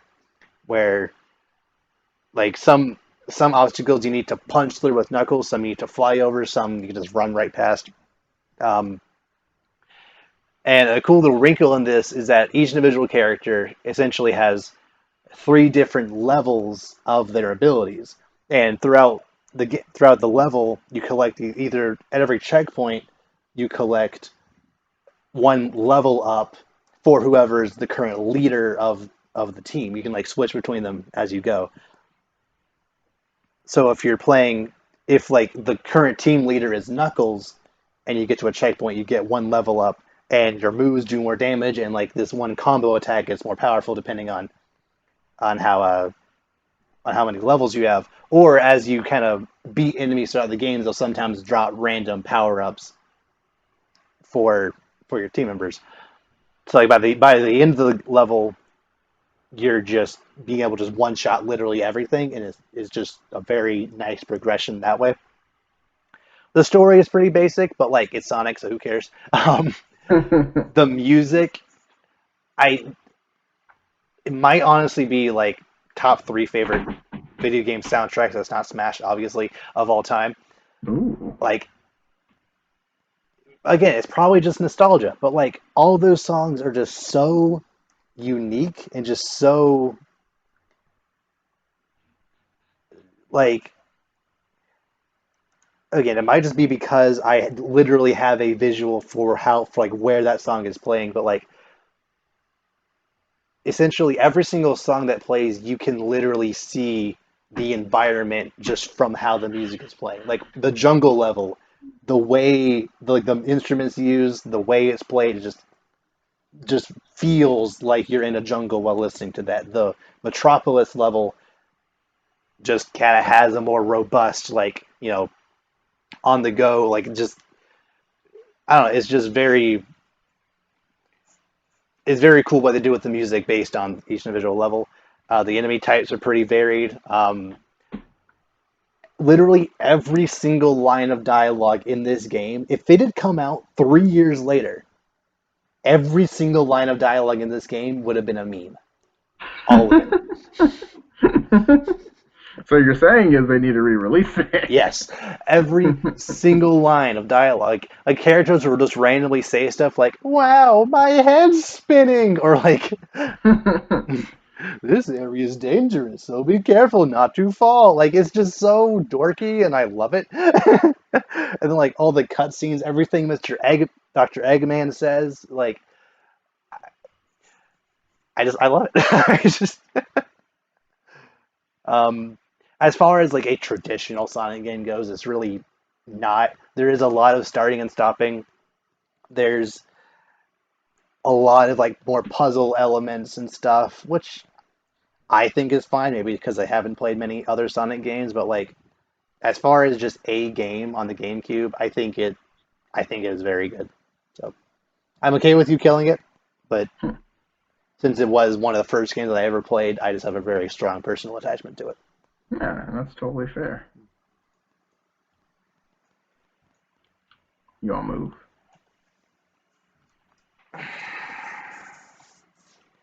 You're gonna do it, aren't you? Not yet. I'm Hmm. not gonna do it yet. I haven't decided what I'm gonna kill yet, so I might, but I'm not planning on it. Maybe I will. I don't know. Um, since I've already said my piece on it, I'll go ahead and kill Metroid Fusion. Hmm. I adore that game. It's like I said, just the progression, just like the horror elements, the action adventure elements of it. The music is also very good. The bosses are very good, but it's it doesn't like oh, it does though. Whatever. I'm fine. It's dead. It's fine. No, no, go I ahead, go love it on ahead. a very similar level I do these other games, but not. I don't have as high of an attachment to it, mainly because I actually didn't beat it. I probably got the game in like 2004 or 5. I didn't actually beat it until like 2011. Hmm. One of those games where like I got halfway through, I got stuck, I couldn't figure out how to beat it. So then on vacation one year, like 2011, 2012, I just like brought it with me just so I could play it again. I got to the point where like I got stuck here, didn't I? And I couldn't figure out what to do. But luckily it was 2012 and YouTube was around, so I Googled. So Yes. I looked up what a playthrough. Like, oh, you just bombed that specific area, and okay, how did I not figure that out? So I did that, and then I was able to beat it from there. So if I had actually beaten it like to its completion sooner, I probably would have at just as strong an attachment to it that I do Ruby and Sapphire and Sonic Heroes. But like, it's still just I personally think it's still just the best Metroid game. Well said. Oh But my gosh. Oh, go ahead and okay. kill Kid Icarus. Huh? Go ahead and kill Kid Icarus. Are you sure? Yeah, I'm sure. Okay. I think I'm gonna pick Kid Icarus. Okay. Why would you do If you had been like, why would you do that? I would have lost. that? Gotta Kid Icarus. Are you sure? Like I Yeah, said, do it. it is a very, very good game. It's, I'd say, the best game on 3DS, but Hmm. I I can't justify it personally over. I can't say it's a better game than Breath of the Wild, or I don't have as much of attachment to it as I do Ruby and Sapphire, or even Battlefront. So I'll let it happen. Fair enough. But now I need to kill Kingdom Hearts. I apologize. That's okay. That's okay. I understand. We're at that point. Yeah, This is like the only game on there you haven't like I played don't. more than yeah. Yeah, yeah. I totally understand. Oh man, all these games are so good. You want to say anything else about Kingdom Hearts? You want to? I've said my piece. We've talked about Kingdom Hearts so much on the show. Like everyone knows where I stand on it Mm. at this point. I would give my firstborn child for it. Let me just go ahead and break down what we have left. Pokemon Ruby and Sapphire, Pokemon Platinum, Mystery Dungeon Explorers of Sky, Zelda Breath of the Wild, Smash Ultimate, and Battlefront 2.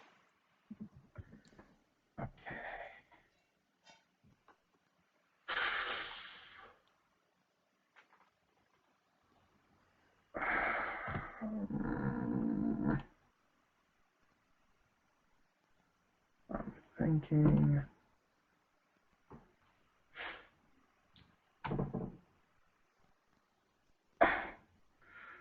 I'm trying to decide where, like, so difficult. There's no right. There are no right answers at this point. But I mean, One game on here you don't know anything about. this is true. But I feel bad because I feel like you know all about I have it. no saves left. This is true, but still. Are you sure? Is it okay if I kill Pokemon Mystery Dungeon? Yeah. Okay. So essentially, Pokemon Mystery Dungeon is a franchise. I think I've kind of explained to you the most recent one before, but maybe I didn't explain how exactly you play it. Essentially, it's a game where like you wake up in the Pokemon world just as a Pokemon. You used to be a human and you wake up as a Pokemon.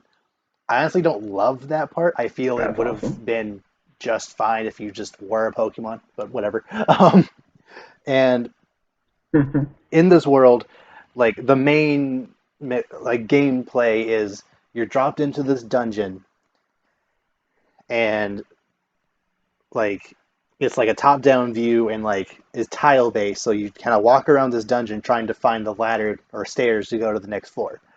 And as you're going around, random enemy Pokemon will spawn, random items, random like just like stuff that gets in your way for you to get to the end.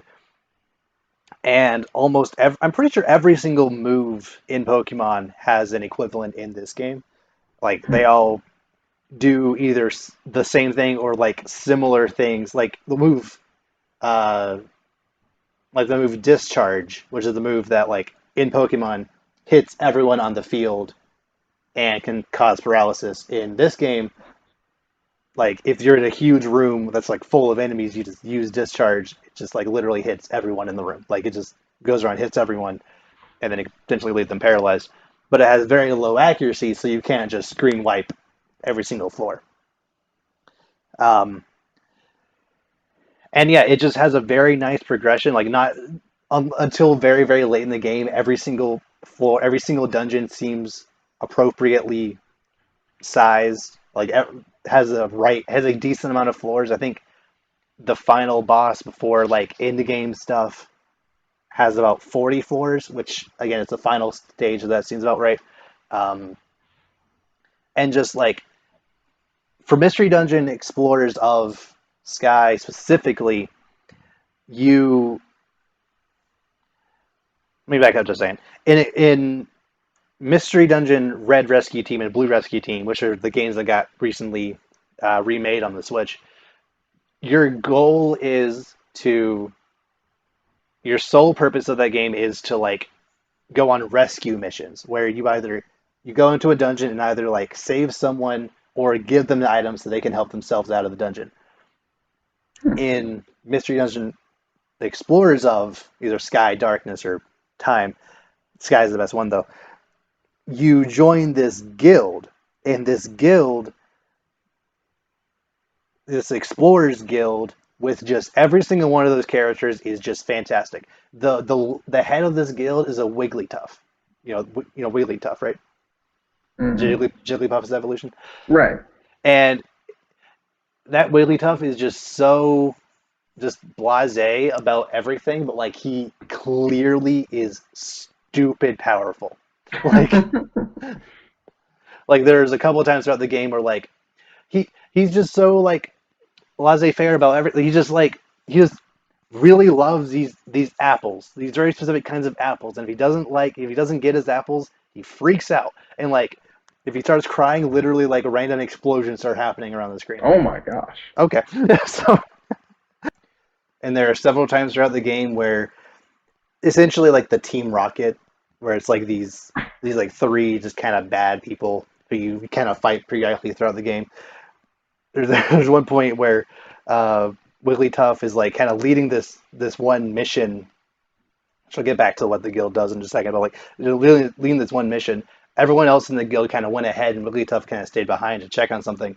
And then these three tried to jump Wigglytuff, and like they jump him, and then like it cuts to black, and then like you do your thing, and then after you beat that dungeon, it then kind of like pans back to where these three were, and they're just like not faint. They're just like fainted, just like why is he so strong? What was that? And they're just like this Wigglytuff is insane apparently. So um, in this guild, you do still can go on rescue missions, but you also go on like explore missions where you like actually go into a dungeon to actually find something specifically. Or my favorite is where you're essentially a bounty hunter, where you take certain Ooh. missions to bring in like a bad Pokemon or like a bad batch of Pokemon. where you spawn into like say they're on level 7 of a given dungeon. You spawn into that level, and they're either standing in front of you or they have an entire like group of Pokemon that's like say you it's a bad Vileplume. They have like a team of 8 Gloom with them. They also have to fight off, or they you spawn in, and then probably my favorite aspect of of Mystery Dungeon, if as long as you're prepared, is a thing called a monster house, where if you go into a specific room, just the entire every single tile in the room will just be filled with an enemy Pokemon. Oh dang, Those are fun. that sounds terrifying. It is, but like if you're good enough and like you're high and you know what you're doing, you just feel so powerful after just mowing down like 15 different Pokemon. It's so fun. Um, That does sound awesome, yeah, actually. Yeah. and like there are various different items you can use to fight off Pokemon with. You can like recruit new members like as you go through a dungeon, um, to to build up your team with. And again, the music is just so good in this game. Like every single dungeon has very not every single dungeon's music is a hit, but like a lot of them are very good. The intro music is just phenomenal. Uh, the story is actually like probably the best story a Pokemon game has ever had, which isn't saying much, but like it's still there.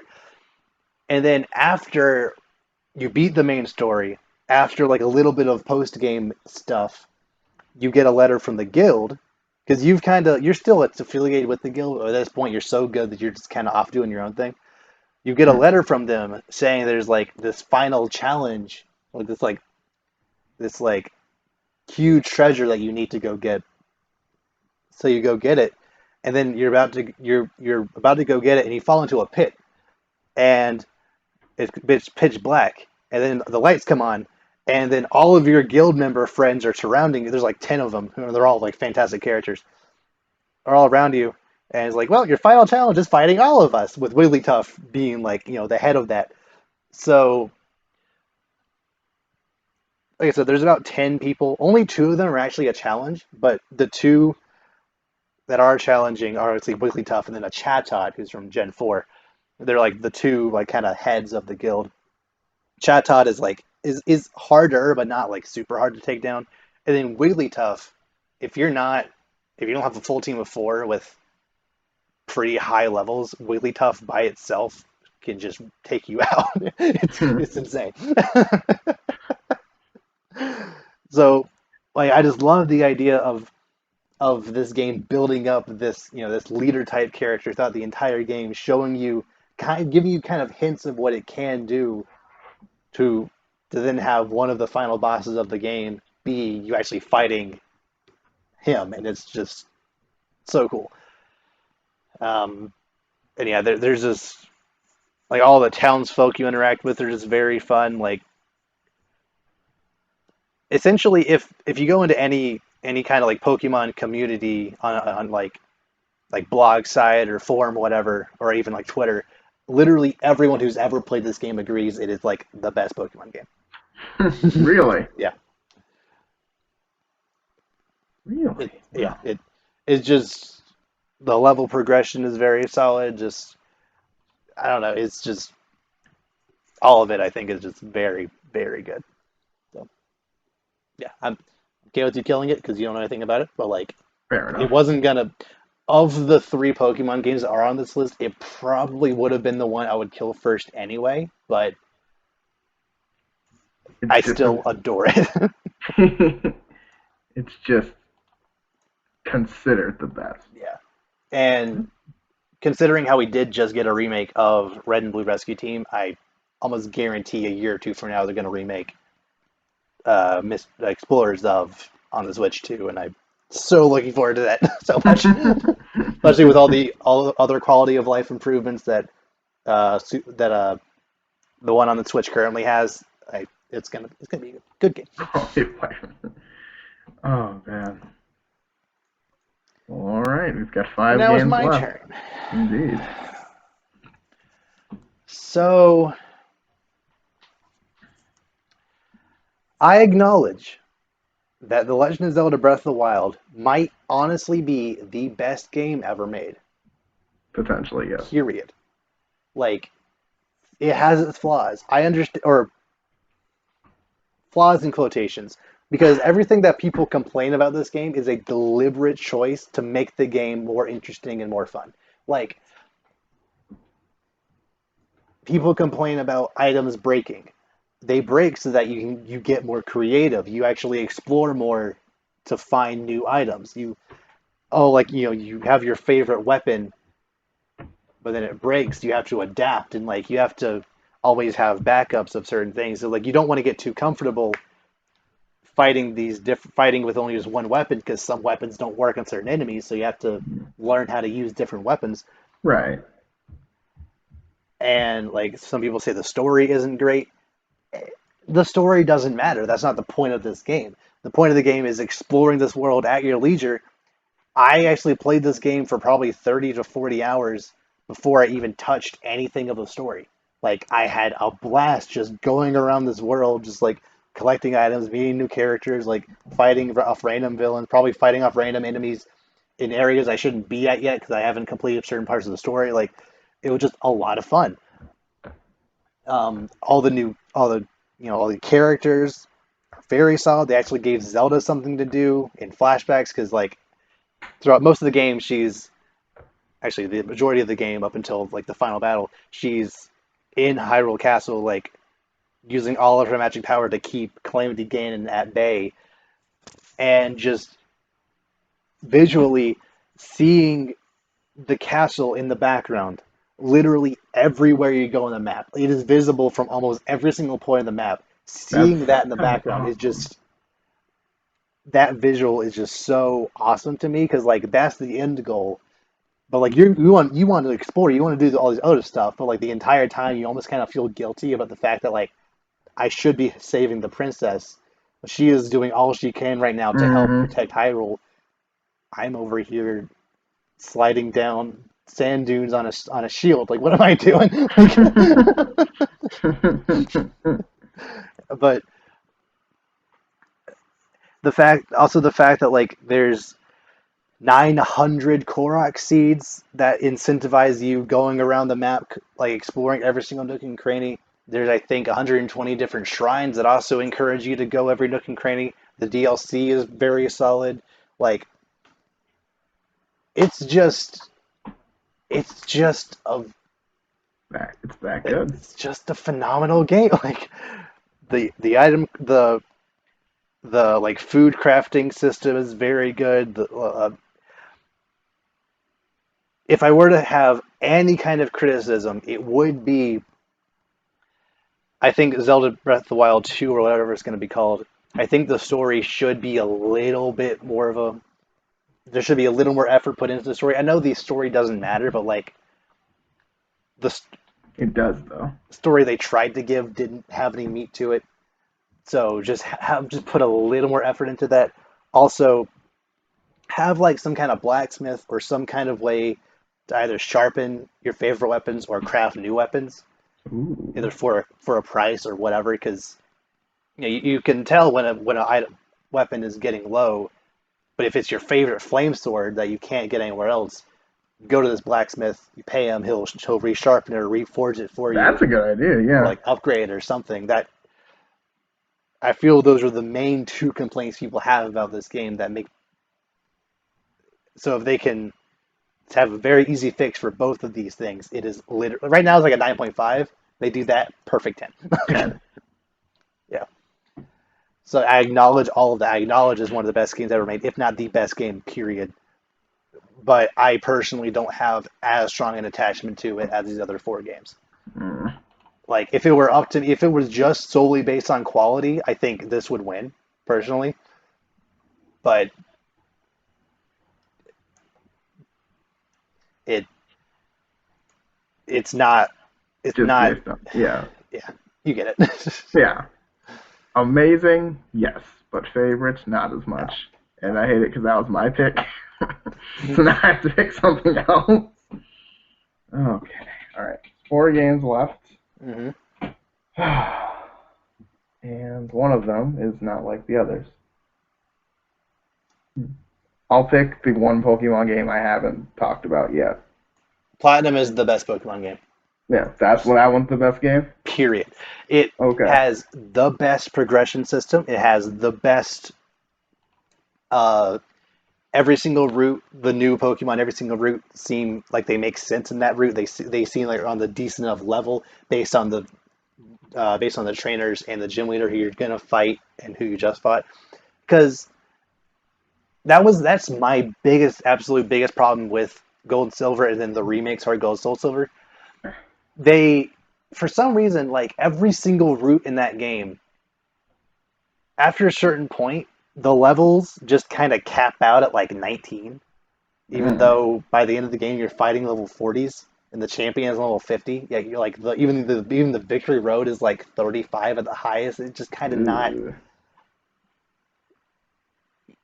even to the point where when you infiltrate Team Rocket's base in the seventh gym location, they're like around 20 or lower, and it's just very weird. But as far as Platinum goes, the trainers are on very decent levels, like only a couple levels lower than the most recent gym leader. All the villain team is actually kind of intimidating with the levels, not necessarily the Pokemon they use, but the levels are actually pretty strong. Um, the the progression of the gym leaders themselves feels very natural. The villain team, this how many times they show up feels very natural. The rival is a very nice mix of serious and kind of and like nice, but like he's very energetic and like very he works as a rival because like you as a player don't really like him because of just Mm. how annoying he is, but like he's still he's strong enough to back it up. He's actually a Yeah. legitimate threat throughout the game. Right. Um, yeah, the Elite Four is very challenging. Cynthia in Diamond and Pearl and Platinum is probably the hardest champion we've ever had. The post game, I think, is some of the best outside of Gen 2, where you had an entire new region to explore. Um, they brought back the Battle Frontier, or at least a very similar one from Emerald. So that's like I've spent in both Platinum and Heart Gold Soul Silver. They had the same Battle Frontier and Heart Gold Soul Silver. I spent literally probably on my 3DS for Heart Gold Soul Silver. I have 900 hours into Heart Gold, Oh, a game really? that I played more on the DS than I did 3DS. At least Mm. half of that is just Battle Factory and the Battle Frontier, Oh which my. is the one where you like rent three Pokemon to fight your way a gauntlet with. Oh my gosh. So that alone can keep you busy for hundreds of hours. Okay. Also, in Platinum, you're able to rematch gym leaders. You're able to rematch the Elite Four with stronger teams. Like that's just Ooh. I love it when games do that. I Yeah. just like the fact that like these people they're clearly the strongest people in the region, but the first time you fight them, you kind of get the sense that they were holding back, I guess.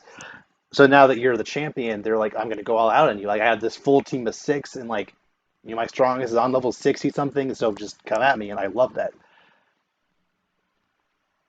I love when games do that. Yeah.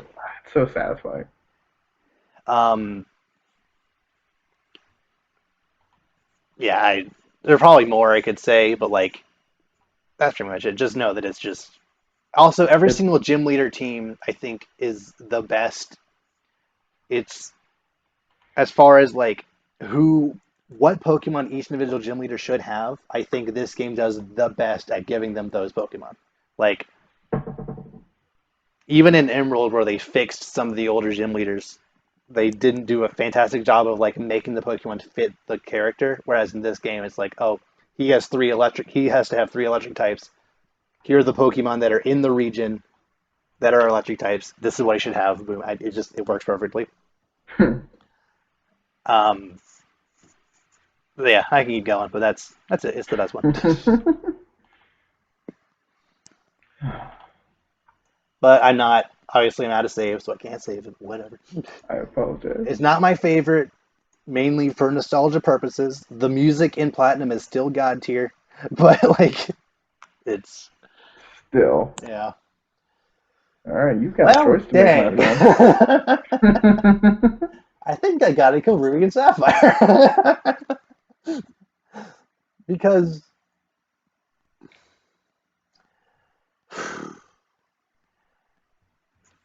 or okay, so if for no other reason than just to see what you would pick, because I know you love Smash Bros. I know you love Battlefront 2.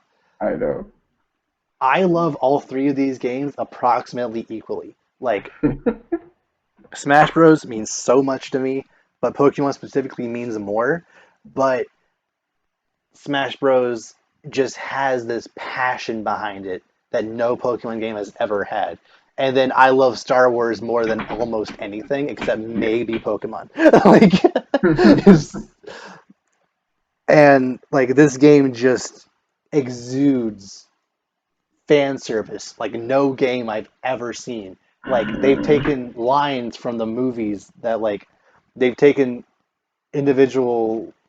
individual characters, everything they do, everything they say, what they look like is taken exactly precisely from the games. They use the from the movies. They the music is verbatim from the movies. It's just so good. and like some of my favorite moments in video games of all time are playing Battlefront 2 where like Hmm. I said before, just playing as Maul, just running up to an entire just 30-man squadron of clones and just messing them up and getting out scot free. Like it is so fun. Or playing as Obi-Wan and just like spitting in front of you forever. Just man, Smash Ultimate is just so replayable. That's honestly might be the thing to put Ultimate over Ruby and Sapphire for me personally is that I I couldn't just play Gen 3 over and over and over and over and over again. I would eventually get tired. I would have to wait at least 6 months before I play another round of Emerald or Ruby and Sapphire. Whereas Ultimate, I could literally play a Smash Bros. Game because there are so many characters, so many modes, so many different ways to play. You could play it for a year and not have the same experience twice. So, uh, Right. Decisions, decisions. for so selfishly, I'm gonna pick Ruby and Sapphire because I want to see what you're gonna do between Battlefront Why? 2 and Ultimate. If we're up to me, Ruby and Sapphire and Ultimate would be my two picks, and I don't know what I would pick between those two. But I just, out of sheer You want to? curiosity, I'm gonna pick Ruby and Sapphire just to see how you're gonna pick these two. Oh, you are Yeah, diabolical. Okay. Okay. So, what's it gonna be? oh, okay. I've been thinking about this for a little while because I had a feeling it was going to come down to this. Mm, And overall, despite how much I love one of these games, I think another one, I think I love it more, but simply not just because I play it, but just because everyone plays it. And everybody plays Smash. I love Star Wars Battlefront. It's amazing. hmm It's so great, but I think Ultimate is just there's something else of it. It's just the element, like, and they're so different how you can play, what you can play with, who you play with, and hmm like it's just it's such a different aspect. How much fun I've had with this game, and as hard as this is to do, yeah, I think I gotta pick Smash. Just you gotta pick Smash to save. I'm gonna pick Smash. Yeah, I think yeah, yeah, Yeah, Smash to say. But Battlefront's going. Yeah, unfortunately, yeah, that's hard, but man. I thought about this a while later because I was like, no, because I love Battlefront. I think it's amazing. Like you said, I think it's amazing. I think it's done so well. I mean, that game is still much better than the ones they have now, in my Mm, opinion. yeah, It is like the done new very. Battlefront 2 isn't as bad as people make it out to be, but there's just something about it that just kind of doesn't have the same charm to it that the original does. Again, it might just be Right. nostalgia, but I think it's legitimately a better game. I do too, and it's more enjoyable and it's awesome. But I think that I would, I guess, get tired of that game before I got tired of Smash. Just Hmm. because one, Smash is again, Battlefront is great for the boys, but Smash is something everybody plays. Yeah, Everybody plays Smash. Everyone has fun.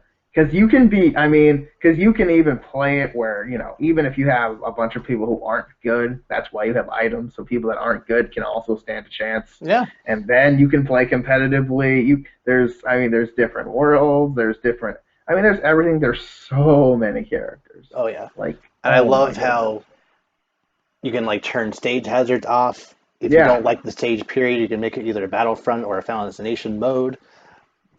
You can you can change the different spawn rates of different items. So if you want to play with just explosive items or like just a bat, like or just yeah, Pokeballs, like have a Pokemon yeah, battle. That's yeah. We just play. My roommate, we had to stay with just called Pokemon mm, setting. It was just Pokeballs and Master Balls the whole nice. time. Like whoever gets killed first. He's Yeah, like, oh, I'll be fine. Oh man, but yeah, I think Smash. I think it's just how just generally across the board everyone loves this game, and this is the everyone can play, everyone loves this game, and you can't play this by yourself. You yeah, can play it with a group of people. You can do whatever you want with this game. It's a great game. yeah. Essentially, you could probably get into Star Wars Battlefront 2 if you've never seen Star Wars before. But I feel in order to love Battlefront 2, you need to already be a super fan of Star Wars. Yeah, Because most of the charm of Battlefront 2 is hearing the lines, hearing like, you know, quotes or like seeing things that are in movies that like you recognize and like, oh, that's cool. Like, like the Leonardo DiCaprio meme, like, oh, that. So if you don't recognize them, then you might not really appreciate the game in the way that people who are super fans of Star Wars would. But you don't have to know any of these characters. You'll know who Mario is, you might know who Pikachu is, but like you don't have to know who Marth or no. Samus or Olimar. Like you don't have to know who these people are to appreciate these games. When I first No. played Melee, I only knew who Mario and Pikachu were. I didn't know who Link was. I didn't know who Samus was. Like even Bowser, I barely knew.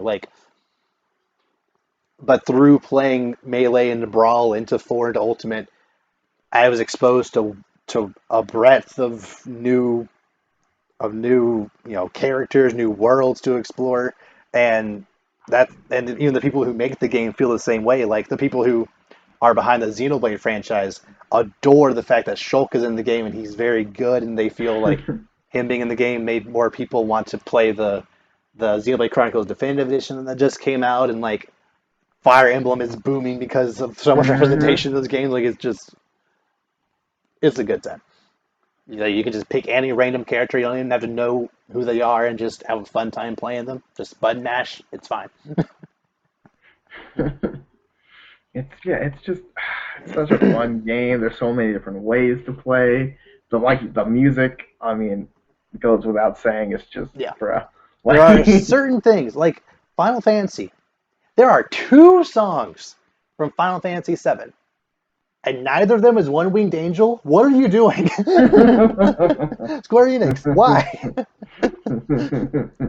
Like, where Final Fantasy is known for some of the best music of all time, let alone FF7 is known for some of the best soundtrack of all time. And Mhm. the two, you pick like the first boss theme and like the main battle theme. Like it's those are good songs, but like there's other songs from Final Fantasy you could have picked, or even like Mhm. other Square Enix games, like from Chrono Trigger or whatever. Like Mhm. no, just two Final Fantasy songs. Then you have, Terry over there in his stage having 50 songs across all of SNK's history. Like, yes. Hey, I'm not trying to say nothing. All I'm saying is Kingdom Hearts. They have one wing angel. That's all I'm saying. I'm kidding. But anyway, enough of me talking about that. But no, but yeah, this game is just it's insane. Like Yeah. it's too good. the combat is so satisfying. It's just it's already a fighting game, but it doesn't have to be a super competitive one. But Mm. it's super a game that can be both tournament level competitive and just hanging out on a Friday night fun, Yep, slapstick fun love is it. just that much variety is just amazing to have in any game. Mm. So yeah, congratulations, Smash Ultimate. And for the record, if it did come down between Ultimate and Ruby and Sapphire, I probably would have picked Ultimate, honestly. Even though I probably have a way stronger attachment due to nostalgia for Gen 3 Pokemon, I think Ultimate is a better game. So I'll say that. Fair enough. Just has I mean it has everything. Everyone Like is at here. this point, Yeah. yeah, it literally is. Like I remember, I mean it's gotten to the point where like they're just adding people that I'm just like we don't even need this character, but we Hmm. have him anyway. And it's just like Dragon Quest guy? Sure. Why not? yeah, We'll why take not? it. And he's broken. I hate him so much. He is the worst character to fight online, but we don't have time to go into that No, we right don't. He's so broken, but it's amazing. now. Is there anything else you want to say about any of these games before we wrap up? I love video games I love video games. so much. Yeah. If there's any Mhm. games that weren't on this list or that we didn't talk enough about that you guys want to, discuss down below, please do. Like, I like to see, like, like I said before, we haven't played every game. We haven't played many games, honestly. Like, there are so many games out there we just haven't touched or don't like as Mhm. much as other people, and that's fine. That's what games are for. Like, Yep. if everyone liked the same three games, why even bother playing? So, yeah. With that, we'll see you all next time. Take care, guys.